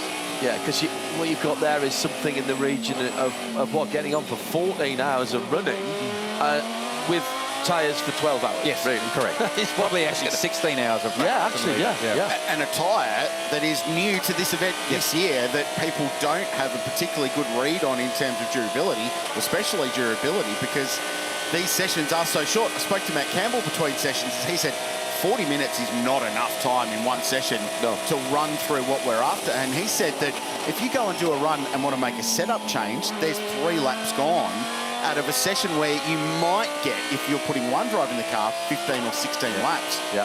Not enough time. So they are time poor today, especially the teams that don't have a bronze driver in their car, because they miss 2 of the 40-minute practice sessions that are out there. Anyway, those that are out there right now are learning plenty. Yeah, it is what it is. And as you say, the bronze qualifying drivers are out there. And we did have a couple of added drivers this morning basically being allowed to go out there because they don't know the circuits. Yeah, so if you're a silver driver and new to the mountain, you got classified as a bronze effectively for practice to allow the drivers to get those miles. So the pros, they're racing, you don't get the extra miles when you're a pro, so you do your setup work and do all your prep work with one hand tied behind your back. If you're a bronze driver, you get those extra 2 40-minute sessions. The guys that it's hurt today massively is Valente Rosso in that number 15 McLaren. We shouldn't see that car in this session. There was some, in between the sessions, there were some representations being made to race control, but I could never see that happening in quote-unquote hardship terms for them to get out there. But that's not what this session is about, and they are an all-silver line. Well, and if we were going straight into qualifying tomorrow morning, the powers that be might give them some discretion, but there's still 2 hours of practice to work through tomorrow. Just on that McLaren, it's done 2 laps today. Correct. Yeah. Every year we come here, there's one car that has a really, really bad Friday. Yeah, that's that car today. This year's version. Not a fast Friday, frustrating Friday for those guys. But a good Friday for this guy on screen for Jamek Racing and Team MPC. It's Brad Schumacher, the reigning GT World Challenge Australia champion, having won the trophy class and then the AM class and then the top Pro-Am class in the domestic GT championship, all of them in an Audi R8. He stepped up to contest the Meguiar's 12 hour at an outright level this year. They were chasing this car a little bit earlier today with some car setup challenges, so they're continuing to dial that in. Kenny Habbal's gone quickest, but not with a representative lap time. This is the Lamborghini Huracan GT3 wall racing, and it's Grant Denyer behind the wheel, 10.7, so still some lap time to find. But as we touched on earlier, a man that runs a lap of the track just about every day of the week when he's in town. He is one of those drivers that, as far as home turf goes, this is about as local as you can possibly get. Sounds fantastic. Oh, down at the bottom of the chase. Around it goes. 21 car. So yeah, it was chasing Brad Schumacher, not a bad guy to chase, given he's a local as well. He knows his way around this joint. Ralph Bourne, the bronze driver in that car. Very, very experienced GT3 driver, allowed by the factory to drive the Evo car long before it was released, just trying to take too much speed into the right-hander there, and ultimately physics takes over at some point, Garth. Yeah, well, the engine, and in the current generation 911 GT3, the engine's not rear engine, it's more mid-engine nowadays, but inertia took over there, didn't it, with the engine at the back, and easy to do at the chase where you release the brake pedal, get lots of front grip, and the rear can't keep up with the front, and around it went. So no harm, no foul, didn't scratch it, put it in first gear, drive out of the grass and press on for another lap. Didn't jump on the middle pedal and stay there either, so I think he'll have saved that set of Pirelli tyres. But actually, you get a new set of Pirelli tyres for the bronze. Yeah, one extra set for these 2 sessions for the bronze drivers. So 13 sets of tyres for these cars, but they basically, at the end of this session, have to give that extra set back, so they can't take them into tomorrow. Yeah, tomorrow. If you were Team Boss GT with that, would you want your AM driver to be running now on that one set to get some miles on a tyre that's already done some stints, some heat cycles? Well, to your point earlier with talking about Campbell, he's saying it's not enough time. So you're effectively getting 15, 16 laps in a 40-minute session, if you include your in and out laps and all the rest of it. So at the end of one session, you're effectively got a tyre that's done half a stint. So you finish this session, you're at a set of tyres that have got end of stint mileage on them. So what I would be doing is calculating the fuel usage. So when you get to the end of this session, you have the equivalent amount of fuel in the car. So you then get the driver to understand exactly what the car balance is like on a set of tyres that's done 30-odd laps, so a full stint, and light fuel. So they're starting to understand the car balance on comparable tyre mileage with comparable fuel load, and that's really important information to take into the race. Talking about the Wall Ferrari earlier on and the distinctive sound of that, the Wall Lamborghini, excuse me, and the distinctive sound of that Huracan engine. Well, here's another classic motorsport engine and sound combo, because it's the inline 5. The Audi 2.5 litre inline 5 has that sort of slightly off-kilter burr to it that all 3 cylinders and 5 cylinders do. I rather like it, I have to say. It's mounted amidships in the GT2 version of the KTM. And this is another great story, Craill, because these guys could have brought a GT3 car to this race. They've persisted with KTM, who supported them pretty well early on with this project. And they're back again, having got the car finally to the finish this time last year. Yeah, and it's a great story that they come back and some would say perhaps a sucker for punishment, but they got the win last year. Let's jump down to the Elf Oil pit lane and say a very good afternoon to Shea Adam. Good afternoon, gentlemen, and welcome to the mountain to Max Hesse. Max, big endurance races, your first time at them, it tends to go pretty well. Watkins Glen last year, Petit Le Mans, Daytona was the second time this year, but the Bathurst, this thing is completely different. What do you make of this track? It's my first time here, so first of all, it's really great to be here. I think we have a quite good lineup in our bronze class, so yeah, let's go for the win again. It's a bit of an advantage having a bronze driver because you get these extra sessions. Have you been learning a lot more, even watching the telemetry of your co-drivers? Yes, we have. I mean, first of all, we had unfortunately a little problem in the first session this morning, so I didn't get to drive really. But therefore, the bronze sessions are good because otherwise we would need to, you know, put 3 drivers into the 40-minute session to get him some laps. But like this, he's getting the laps, and so far it's all running quite well. Now, I walked over into the infield section and saw the fans. There are so many merchandise options for the team. What's it like being part of such a fun organization? Yeah, it's really cool to have already the small model cars ready. I love to collect them as well, to be honest. So I already have one. No, it's really, really cool. I think also the car really looks stunning. It's this nice green with the yellow. So yeah, I'm very looking forward to the race day. And as you said, many, many fans. Gives a bit like Sebring vibes, everybody having in the infield. So I'm looking forward to Sunday. What was the biggest difference between practicing this track on the sim and doing it in real life? I think was the first time we went up the hill with the rental car, and yeah, noticing it's a lot more narrow than on the sim, but after a few laps it feels familiar, so all good. Good luck this weekend. Thank you, appreciate it. That green is very reminiscent of the launch colour of the M5 Touring, the estate car, the wagon that we've had down in Australia for a little while now. BMW decided to launch that car down it. Max Hesse, along with Dan Harper and Neil Verhagen, great story of BMW's young driver program, where they took 3 young drivers, and it's not like they've taken 3 young drivers every year. They've taken 3 young drivers, they've took them out of their comfort zone, made them house together, live together at the Nürburgring, and basically moulded them into a team and into young adults, as they were all teenagers when they went down there. Had to look after themselves, learn how to do the washing, cooking, run the house, etc. And then have brought them on through their programs.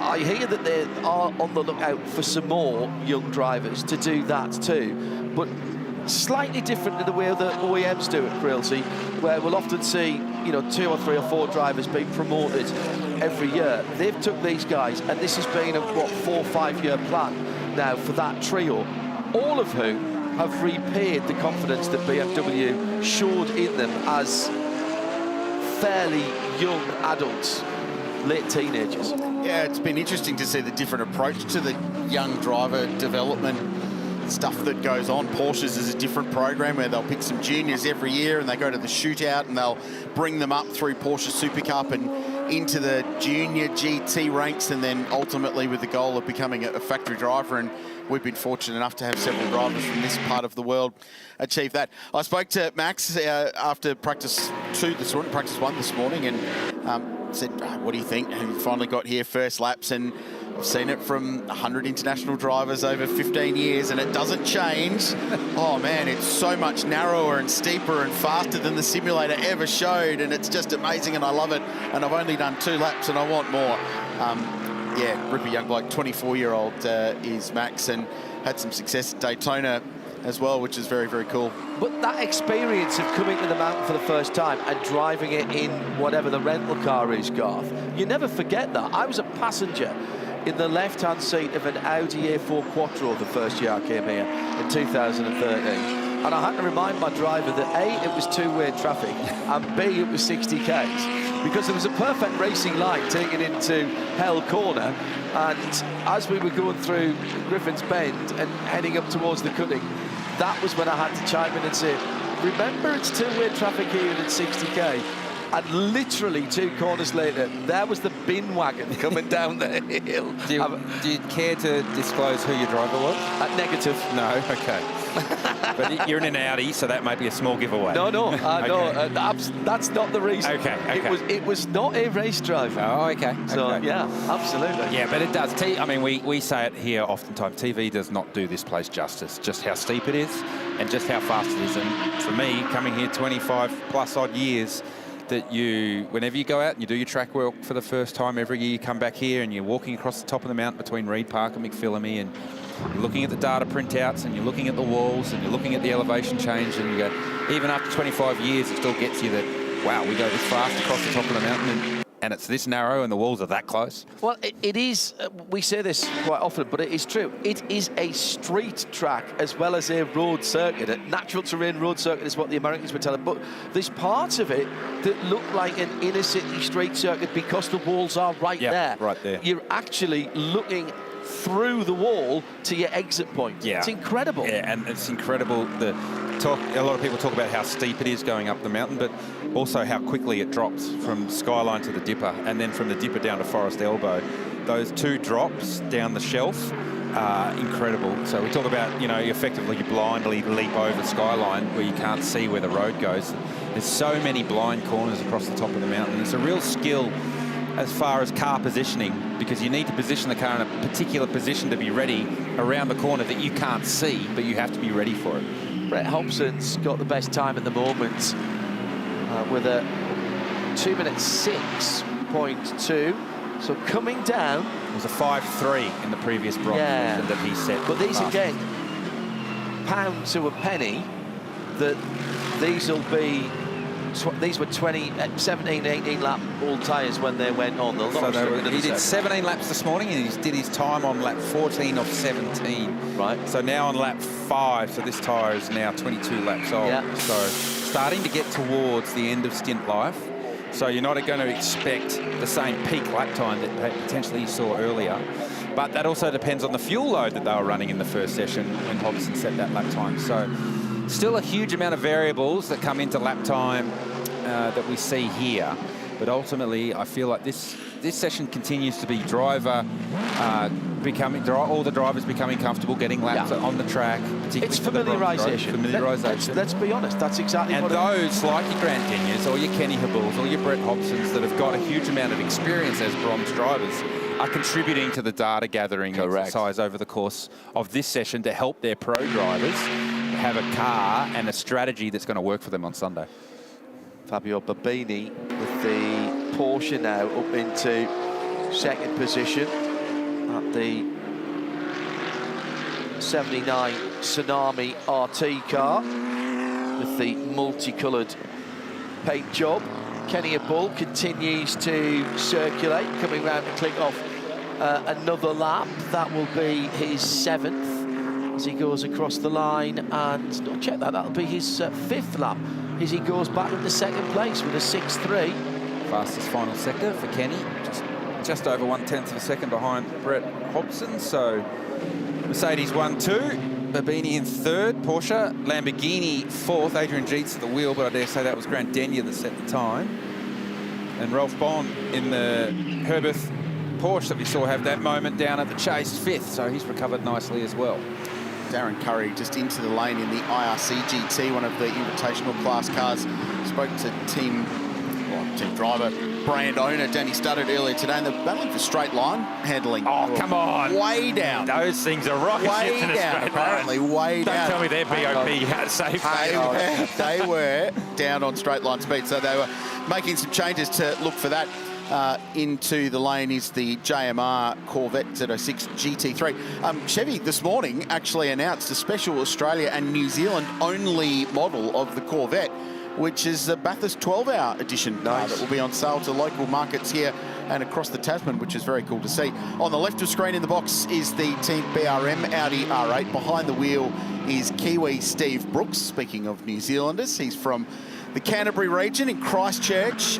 He's been racing GT World Challenge Australia and paired up with Ryan Wood last year and had a really good season. Just scraped through for a couple of podium finishes, didn't quite get that race win, but he's going to do the bulk of this session in the BRM car to get him up to speed. They're comfortable with where their other 3 drivers are up. Back to Elf Oil pit lane. Here's Shay. Before the session even began, I knew that I wanted to talk to Grant Denyer because, Grant, you had the most enviable thing in the world, a clear racetrack with no one in front of you, leaving the pit lane to start this session. How good did that feel to just have you in the mountain? It was delicious. Like that big, beautiful licorice track, one of the world's finest. Just me and a little red rocket You know, just a little old game show host who normally helps people win cash in gold cases. That was as dreamy as life gets. I'm lucky I still get to do this day and age, and you know, to have someone like Marco Mappelli with us, you know, factory Lambo driver from Europe, multiple champion, running in the DTM next year. We're just absorbing all his intel, and he's being very, very generous. I wanted to ask how he's actually fitting in, because you guys have such a laid-back, calm environment in here where you're just having fun. Has he figured out the fun button yet? Yeah, we're going to teach him how to smile first. That'll come. But he walked in, he's like, you could see him going, is this how these guys always go racing? But we've made him laugh many, many times now, so he's really starting to get the grift of it. And obviously we've got some gentleman drivers in the car as well, so you have to assure that we can't just set the car up for him as fast as he would love to go in the car, because then it's undrivable for us. So he's very generous, ensuring that everyone is catered for. He's a smart fella. So yeah, this is, you know, we've had, what, two podiums or 2 class wins. It'd be nice to get another podium, yay. It's a very tough competition this year, though. I mean, you've got a lot of other cars in the class. How good do you feel about the strength of the Lambo? I think it's the fastest we've kind of had the Lambo going, to be honest. Marco's brought a few little demon tweaks over from Europe, which is nice. We're running a different setup than we've ever run before. Apparently the Europeans described our previous setup last year as undrivable, so we're using their philosophy now, and it seems to be working. That's the fastest, you know, I've ever gone on day one. So if that's a sign of what's to come, Tony D'Alberto and Marco Mappelli, you know, we should be, you know, there or thereabouts.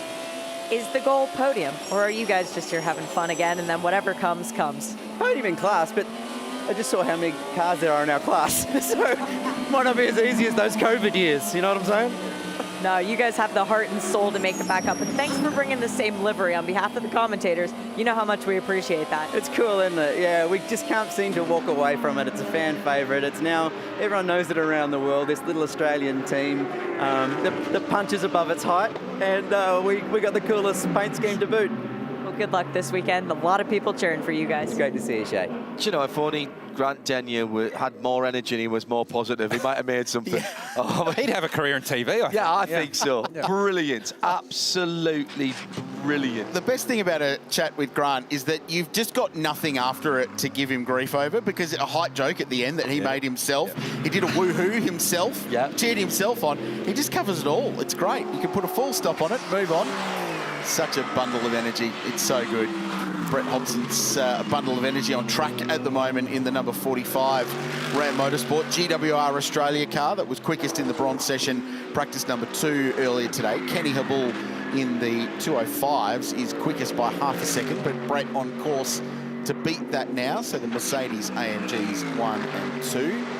BMW's in the mix as well. Brad Schumacher 5th, getting his bronze laps in that pro car. This is down at the BMW M elbow. Bit of friendly fire here. Audi v Audi. Garage next to each other in Elfoyle pit lane. And the Quinn car with Tony behind the wheel, just turning down on Brad Schumacher, who was going by at a great rate of knots. That's the 3-generation car. There was some discussion about whether that was unique in all of motorsport. And I now, with the collective wisdom of all of you coming in and sending your submissions into RSL_studio, #B12HR, I honestly think it is. You're calling it? I think it is. I was trying to remember the Shell Andretti car in 1988. And thank you to our London producer for RSL, Rob Lomas, for reminding me of that car. That was 2 generations. Marco would have been way too young in 88. Yeah. So that wasn't working. There's been a couple of other 2 generations.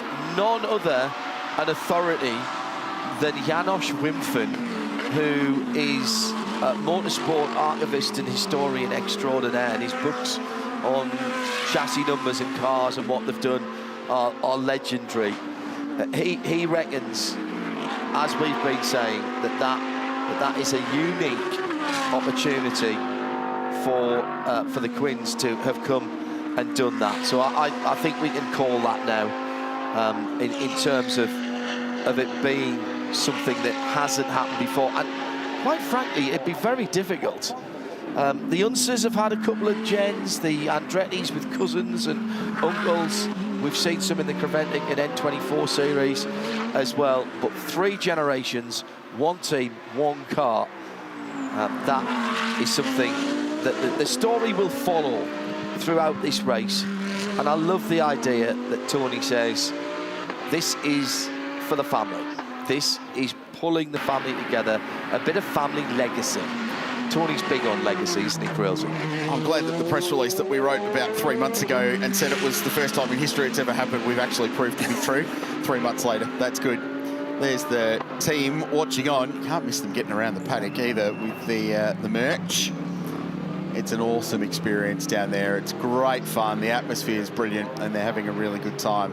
The whole family is here, and more than 40 guests across from New Zealand as well. All the supporters from the GT members over at Highlands and Hampton Downs have come over as well, with the Pied Piper Josie Spillane guiding them around, and they're having a great time. It's going to be a really cool thing. TQ behind the wheel at the moment, 17th in this session at a 2-minute 14.7. Outright speed is not his worry. Just getting through his stints will be a big tick for TQ this weekend, and then he'll hand over to Kent, Clark and Ryder. Unofficial Prime Minister of New Zealand is Tony Quinn. He is. Self-appointed. Sir Tony. Sir Tony. Was in the New Year's honours at the start of the year. Yeah. The McLaren has made its way back. I was like, why is Chaz Mostert in that garage? And, oh, that's right, he owns that garage. So still has the suit on as well, does Chaz? So maybe he's going to jump in the GT4 McLaren as well, but looking like there's a bit of an issue for this car. It's only done the 6 laps in the session, so team trying to diagnose what's going on with it. So they have it on the skates, turning it around back into position. Kenny Habul's moved the benchmark at the top of the timesheets, though, down to a 4.9. Oh, wow. So that's a pretty handy lap time, the fastest bronze session lap time we've had for the last couple of years. For the corresponding session last year, he was second fastest with a 5.9. So that's a whole second faster than he was able to do this session last year. So when you're the other drivers in the 75 car, you're starting to think, hey, Kenny's found it a little bit this year, and we're in a much better position than we were this time 12 months ago. So that gives them a little spring in their step as well. And we've been talking about that Kenny rule that allows the bronze rank driver in a pro car to win the race outright, essentially. The better Kenny goes, the more flexibility they have in the race. Yep. So the longer they can keep Kenny behind the wheel, it gives Jules Gounon and Lucas Stoll much more ability and that team to be flexible with their strategy and race day. That's good signs for 75 Express. And a man who absolutely loved this place. There's some interesting branding on cars, Garth, this weekend. So there's HRT on a Ford Mustang. Yeah, that's the hub hard to get your head which is hard. And there's HDT. I saw the HDT sticker on a Mercedes AMG. Yep. So Peter Champion is here, I believe, in the paddock with mates with Kenny Habul, who's got a great collection of old HDT cars. HDT cars as well. The 87 Bathurst winner is his. So yeah, there's some famous Bathurst branding on cars that we wouldn't ordinarily associate it with. I wonder, would that be the fastest that Kenny's gone around here?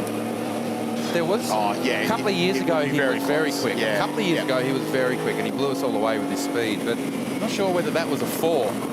So anyone that does a 4 around here is hustling. I talked to him at Tractor Town. He says he loses anything between half a second to almost a second over the top of the mountain because the car is set up without compromise for the pro drivers. They're like it pointing, they don't mind the rear end moving around. And he said, look, that wouldn't be the way I would have it, but I have to drive within myself. He said the rest of it I can cope with, but through there I know I can't afford to make a mistake. It would be devastating. And I think that self-awareness is part of why he's so good at what he's doing, because he's not trying to beat the times of the pros that he's got in the car. Let's go down to Elf Oil Pit Lane. Shea Adam is on reporting duties for us this afternoon. You guys were talking about the 42 Method McLaren and the fact that it's not out on the racetrack. Well, I came down in the garage, and I'm no engineer by any means, but I can tell you the heat waves coming off the car and the corresponding smell, this thing is having an overheating issue. Oh dear. You don't want that early in the weekend. Losing time in this session By the way, we were talking about Tony Quinn and his legacy. 0 to 60 is one of a couple of books that have been written about them. There's a sort of revised version with added chapters. He's added to his... He wrote it, and it is... You can hear his voice in every single word, Craill. It's what you would describe as a warts and all autobiography as well. Very much worth a read. Kenny has jumped out of 75. Feels like his day is complete with just over 8.5 minutes to go in this session. 2:04.9, and quite justifiably parked the thing up.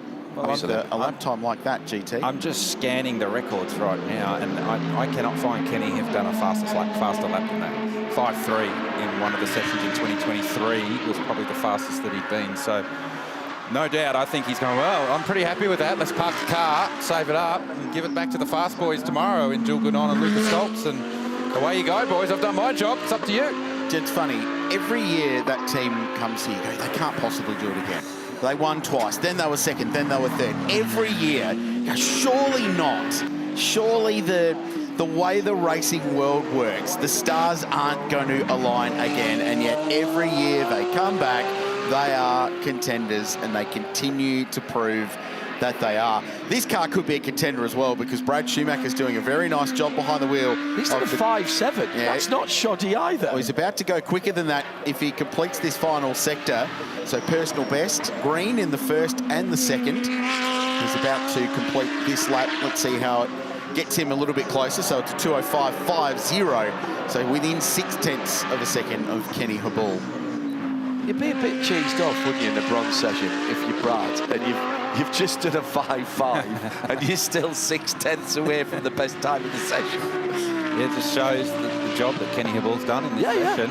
It's very impressive. So a 4.9 in the previous session would have had Kenny just outside the top 15 in the outright session. Within a second, within a second of the quickest time. So to put that in perspective, that's exactly where he needs to be for the job that he will need to do on Sunday. And what we were saying earlier on, that's not even 1% away from the fastest time. That's 0.81 of 1% away from the fastest time. That's pretty impressive. The 75 car with either Lucas Stoltz or Jules Gounon in the previous session, I don't know who set the time, did a 4.3. Gounon did a 4.3. So I'm not sure that Jules is showing us everything that he has, but just puts that lap time in perspective. I canvassed a couple of drivers after that last all-in session, and while they were all very confident there would be significant lap time gain found in qualifying trim, as there always is, everyone I spoke to thought that was a pretty good read on race pace that we saw today. So if you they pretty much had the tanks full. Yes. Probably so code for that. It's amazing to say in a Bathurst Enduro that your race pace is going to be low fours and high threes. The Method Motorsport car going back out into the lane. A little systems check with 6 minutes to go. You talked about Chaz in team owner mode. They have got a massive program lined up this year. 6 cars in GT4 Australia. Oh no! They're going to run. Top of the mountain, I think, is that the Aston Martin GT4? The GT4. Exit of Reed Park. It's Graham Dowsett behind the wheel, very experienced Kiwi. He's done a lot of international endurance racing and has been here before. And the red flag flies with 5.5 minutes to go. So that's going to end the day. Almost got a clean, fast Friday. Well, I mean, it's amazing we've gone this far through the day without even an interruption in a practice session. That's had a very big impact. Right rear, suspension, bodywork damage. Right front as well. That's been a clip on the wall coming over the top there, Garth. It's not just the bolt-on stuff that you look at. It's the energy that's gone into the chassis, into the driveline, into the transaxle, through the engine. It's all the stuff deeper into the car that you don't know about until you get down and pull the car apart. So let's have a look at this. We're dropping down into Reed Park, out to the grate. The Porsche's trying to get up the insides, the Herbert Porsche. And was there contact? We don't actually see it, but I dare say there was an argument over real estate right at the apex at Reed Park. Yeah. So has the Aston seen it? I mean, the Porsche's a long way there. It's actually in front. And the Aston just turns into the rear, and you do not have to be too wide at the exit of Reed Park. You see out into the grey, and you are now a passenger on the way to the scene of a reasonable size accident. That's driver's side of that Aston as well. For you've been coming up the other side, you've got to see there at that point, and at some point you've got to lift, or that's an odd one, that something awry there in a practice session with 5 minutes to go at the end of the day, Craill. Not sure Graham Dowsett saw the Porsche up the inside. Can't have. So, but the Porsche was effectively in front. And you're right, only 5 minutes to go. You say, well, why take the risk? But ultimately, we have one very damaged GT4 Aston Martin. That was Alfred Renard behind the wheel, by the way, of the number 21 Porsche from Hindhaugh Motorsport. Back down to the Elf Oil pit lane. Think that'll bring the end. Indeed, race control have called that with just over 5 minutes left on the clock. That will end the day. Shea Adam has more news from the lap. With the fastest man of the session, Kenny Habul. Kenny, the boys in the booth were trying to figure it out. We think that's the fastest lap you've ever done around this place. It might be, it might be. I felt a lot of pressure from my teammates who are telling me that I have to do a 4 around here or I'm not a man. So, yeah, I'm not much for, you know, quali laps, but they put the new tyres on and had low fuel and said have a go. And to be honest, it was fun. It was actually easier to drive it faster with low fuel and new tyres than what I'm used to. So I really, it wasn't very stressful. I probably could have done a 3, to be honest, looking at the data and the sector time. So yeah, not something I want to do again, but you know, I did what I was told. But how does that help you with your confidence, with your ability to drive the car when you do get a situation like that Joel and Luca are used to, and you know now what the car can do? Well, now that I can get closer to them, I can reduce their pay, which is the whole point. But no, it was very good experience for me, because the places where I struggle, like I struggle here more than anywhere. I'm a lot closer to them in Daytona or Suzuka or wherever. Some places I can almost match them, but here I'm quite a ways off because of the little section at the top where the grate is and McPhillamy. And for me, every time I want to carry more speed, the back is very unstable. And I drive it the way they like it. And they like the front very pointy. I don't, but it makes it hard to go quick across the top. So just doing this, it just gave me a better feeling for how much speed I can carry. And I think it'll help me in the stints now. So I think it'll improve me all around. Do you feel a difference this year? The way that you drove at Daytona even was more impressive. I feel like your driving is really coming together. Yeah, I wish I knew what I did. I don't really know what I did to repeat it, but no, Daytona was fast. The car was good, and Chaz is a good teacher. Maro is really good there and just sort of sits me down and helps me. So it's always been a strong place for me. But yeah, I mean, at my age, surprisingly, yeah, I'm driving really well and I'm having fun. You know, that's the most important thing. Have fun. Age is just a number. Fun keeps you young. That's Keep right. enjoying this I can bench press more than these guys anyway, even if they're faster than me. Well, I think you should bench press them. Thanks. Good luck, Kenny. Key point there, new tyres. He said new tyres. But I think that is actually not a bad strategy. Saw it in other championships when the non-pro drivers have had to take part in qualifying, so they get low fuel new tyres, which they hadn't normally get. It increases their confidence in the car so much, Garth. Yeah, and I think what they'll probably do with that tyre set is they'll save them for when Kenny gets in the car, so he doesn't have to roll out on a brand new, shiny set of brand new tyres that take probably 2 or 3 laps to bring in and get the grip working, whereas he's already done that work and they're ready to go for when he jumps in for the race. Here's the contact with the Hindhaugh Porsche getting up the inside of the Aston Martin at Reed Park. Slightest contact sends the Aston Martin wide. And then you can see right here, once the rear of the Aston Martin gets away out into the grass, next stop will be a very solid concrete wall and significant damage to the right rear. And then it brings the front, actually really significant damage. And then I don't think the front gets all the way around enough that it gets to the wall, but significant amount of energy gone into the rear of that car, just kisses the right front. But the energy that's gone into the rear of that car is significant, and I wouldn't mind betting it's moved some chassis rails and things like that underneath the skin. So hopefully they can have that going again tomorrow, but there'll be a bit of heart surgery tonight. You mentioned the transaxle as well. The drive shafts have taken a pushback into the right rear corner and suspension. So we lose 5.5 minutes, Craill, of the day in terms of running. It had been a clean and green Fast Friday to that point, set up nicely for tomorrow. The best news is, although the car is bent, the driver has got out under his own steam. The McLaren didn't get back out of Elfoyle pit lane as a result. So that is Friday done and dusted here at the Meguiar's Bathurst 12 Hour. Follow all the action on bathurst12hour.com.au or on the social media channels overnight for all of the news and the updates and the colour from a massive day on the mountain. We're back bright and early with a couple more practices and then right into qualifying here at the mountain. We hope you enjoyed your day from our entire team. Thanks for joining us here at the Meguiar's Bathurst 12 Hour.